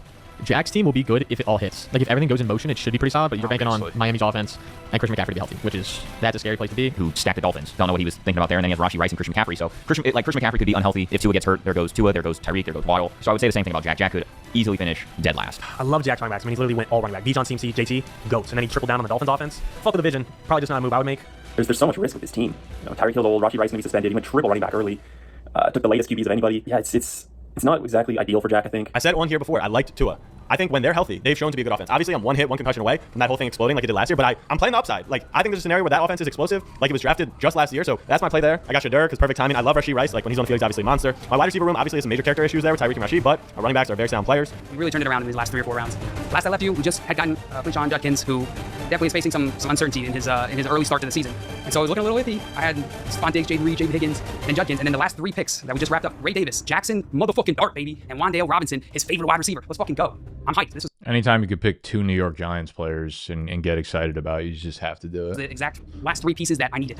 I said it last year, Travis Kelce and Lamar McConkey were the last pieces I needed. Set up good for the season. It's a weird roster, but it's a good roster. I'm happy. Now it's all about navigating the season. Let's go. Ready to win back-to-back. Boys, buckle it up. Big Cavs of Destiny, baby. Let's go. Really like my team. I think I'm in a great spot. I'm not really worried about any position. I like what I got everywhere. I am relying on Tyler Warren, a tight end, but you know, it's going to be guys on the waiver wire. You'll have opportunities if something doesn't pan out, and if there's one position that you can really just punt in a non-10 premium league, it is tight end. I think I got some good depth everywhere, and if something happens, one of my players, I got guys in Philly, Darnell Mooney on the bench, even Keenan Allen, I took in the 14th round, like back with the Chargers. I can see him having a role. You know, it won't be the same as it was before, but you got rapport with Justin Herbert. Teams I don't like, honestly, Adam and JayMo right next to me. I don't like either of their teams, especially at the top. I wouldn't have taken a lot of those guys, and it really helped me take guys who I really do like. I'm a little concerned for JayMo as far as his wide receiver 3 spot. Only Matthew Golden, and really no one else as far as, you know, Trey Harris being the Royals, like in the Dynasty 9 redraft. I put JayMo down there with Casey as well. When we look at this, we have to start 3 wide receivers in flex every year, or every week. He has Golden wide receiver 3, Trey Harris wide receiver 4. That's going to be pretty brutal. I think my team could have been worse for sure. I mean, it could have been JayMo's. You know, JayMo's out there saying his team's gas. Where's the gas? Dude, I might have a go top squad. I don't like anyone's team. It was like 6 people being like, JayMo's got the WOT squad. JayMo's like, I'm in first place. Let's dissect JayMo's team before he does. No, I actually think, I genuinely, I like his team a lot because K-Dub, it's of course going to come down to the injuries. Up top, he went like kind of risky there. Kenneth Walker injured a lot. There's only so many years in a row that like Zach Charbonnet can play really well and Walker gets banged up and then they don't eventually make it a committee, but all signs point to him being the guy right now, even though he's kind of dealing with the foot injury. Puka's obviously dealing with Stafford's back, and Puka also has some injury concerns of himself. Neighbor's been dealing with injuries throughout the whole offseason, but health permitted, I actually think his lineup is really, really solid. DeAndre Swift as a flex there, that's a great add. The obvious huge issue here is 0 depth at wide receiver. Love Matthew Golden. I actually think he's going to be a great player right out the gate. So I thought that was a really sharp pick. But especially with the Jaden Reed like foot news now, Golden's going to be an every down player pretty much. First round pick, of course. Behind Golden, though, like this is a league where if you don't have wide receiver depth, you're going to end up being in trouble. JayMo last year suffered quite literally almost 0 injuries. So he never had to worry about depth, which, you know, is not the norm. Like, I feel like I had 4 guys out every single week last year. JayMo had 0. So one of his starting receivers goes down, and I mean, you got Trey Harris or Jalen Royals in your lineup. You are in fucking deep shit. So I think the starting roster is as strong as anyone in the league, and I actually have to play him in week 1. But Richardson is your 3. He'll get on the field eventually, I think. But yeah, the wide receivers are for sure a little bit troubling. Jalen Royals, the Chiefs rookie. Just feel like anytime you can take apart the Chiefs dynasty and there's like an upside swing, we're talking about the last round of the drafts, again, it's worth an upside swing. I have a team I love. Like, I love Neighbors, Puka, guys I like. Herbert, my favorite quarterback. Jordan Love, probably my top 5 favorite quarterbacks. I do wish I would be able to pull off T-Law and Herbert, but K9 and James Conner, 2 running backs I like. Little injury concerns, but I went deep. DeAndre Swift, Jordan Mason, Trey Benson, I got backups. I got insurance. Predictions, I feel good about my team to make the playoffs, mainly because I don't like Casey's team. I don't like Tony's team. Again, I already called out Nate's team with Casey's, don't love his. Don't know if I like Joe's. Guts is a fun one because I thought I went risky. With a couple of my picks, you know, I leaned into my biasness of guys I like, but Gut straight up like, oh, high risk, high reward of the team. Like, if his running backs miss, he's legit in last week's contention. If his running backs hit, it's like, oh, he might have a perfect lineup, QB running back, wide receiver tight, like no flaws. We'll see if they're an anchor or a fucking cheat code. I'm gonna look at JL's team. He was a champ. Let's talk shit on the champ. Jalen Hurts, good start. Don't like Breece Hall. Don't love Diggs. Don't like Quinshon Judkins starting. Don't like Bryce Young. Don't know if I like the team. Sexy team. He plays JL week 1. Burrow, good. Don't love Sexy's running backs. Let me look at Joe's because I was just talking about it. Gibbs and Williams and London and DK. Okay, I love all those. Love Kittle. I like Penix. Okay, really, I'm worried about Jalen Warren as a starter, but low-key I thought Nick Chubb was great value. Didn't like Kupp, but if you don't have to start him, good value. Joe just did his punishment a couple weeks ago, and he followed that up by drafting. I don't hate, you know what? I don't really hate Joe's team. Michael Penix, we'll have to see what he's like. But I really like the combination of Gibbs and Kyron. Of course, with my last pick of the entire draft, I picked the greatest player in the draft, Kareem Hunt. Welcome back home to an actual winning team this year. As I'm looking at projections, even though projections mean absolutely nothing, I am currently the third highest projection for week 1. I, last year, don't think I had a projection over 130. This year, I have a projection of 130. So that alone makes me feel, even though it might not mean anything, but... I think Joe built a solid team, too. Like, I really like his draft through 7 rounds. You have 3 clear wider... Like, DK's whatever. 7th round is fine. You have London, Sutton, and Metcalf. Between those 3, like the lowest target share is probably going to be 25%. Gibbs and Kyron's a good stack. Kittle's great. Baker, high floor quarterback. You know, Penix, Kupp, Warren, or whatever. I kind of feel like he punted the bottom half of his draft, though. Like, Amari Cooper, that feels like a wasted pick. Kareem Hunt was like a joke pick. Brian Robinson Jr., I don't love that either. Like, I feel like there were better values left on the board to stack the bench there. I'll take it. I played Jack week 1. Jack week 1. Top half, I really say that I want many guys when I first sat down, but like, I like Courtland Sutton, I like Drake London, I like DK Metcalf. They're all wide receiver ones at their teams, unless I'm missing something. I like getting Michael Penix with Drake London, even though I really am not sold on Michael Penix. Just having that as my stack is nice. I don't mind it. Later round picks, I snagged Cooper Kupp. No idea if he's going to be good or not. I got Keon Coleman, which I'm kind of happy about. I don't really know who else. Josh Allen's throwing the ball to. I mean, I know Khalil Shakir. I know he's a sprained ankle. Josh Palmer's on the team now. I don't really know who else he's on the ball to. So hopefully Keon Coleman's stud. Got Amari Cooper at the very end, just because Brian Robinson, Nick Chubb, and then Kareem Hunt, just because Kareem Hunt deserves to be on a winning team this year. And we're going to win some games. This year, you're going to double our win total. I feel good. I can say this. I feel good that I do not have a last place team. I feel at least 100 times better than I did last year when I sat down in this chair and was instantly knowing that the next 16 weeks were going to be hell. So I feel good about my team, which scares the living shit out of me. Because anytime I've ever felt good about a fantasy team, it's never worked out well. So, but last year I did feel like shit about my fantasy team.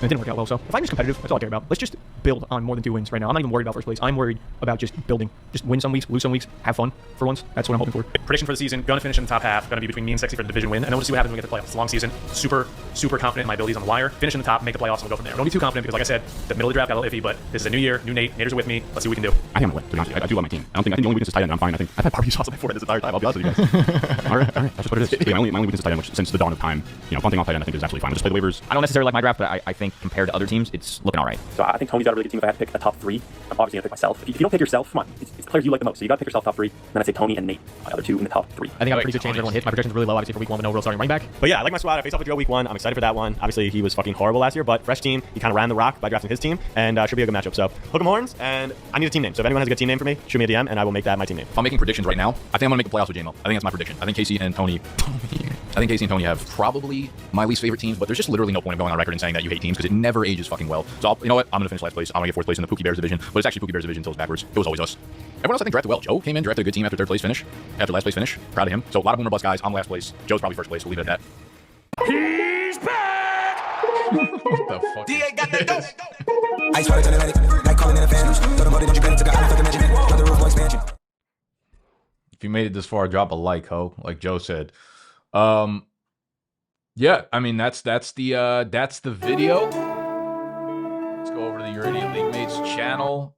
Like I said, if you want to support the brand, if you want to watch the league happen, if you want to watch last year's draft as well, you can go do so right here. Your Idiot League Mates, subscribe to thy channel, and we'll wrap up there. Let me know how bad my team was in the comment section. Let me know what you would have done differently. I think looking back on the draft, the only thing I probably would have swapped was instead of taking Chuba, I probably should have gone with a wide receiver 3 there that I loved, like an Ibuka or a Golden or whoever's left at that point, to feel a lot more secure about that spot rather than Chris Olave. But I also think there's a chance Olave's fine. He's like a 1,000-yard receiver and just gets a ton of targets because the team fucking stinks and they got to throw the ball a lot. There's also a large chance that none of that happens. That's probably the only swap I'd make then. And then instead of having like a really solid backup Chuba kind of running back, maybe it's like a Zach Charbonnet that I could just, sit on for high upside. But that's probably the only way I think I'd see the draft play out a little differently based on the way the draft board was. And then maybe Tyler Warren instead of Andrews, or just fading Andrews there, getting another receiver or something like that, and then taking a Brenton Strange and someone else kind of stack at the end. Well, it's time to edit this, get this uploaded. Thank y'all for hanging out today. Many more reactions coming. Actually, the next reaction I'm going to do on this channel is to the presidential debate.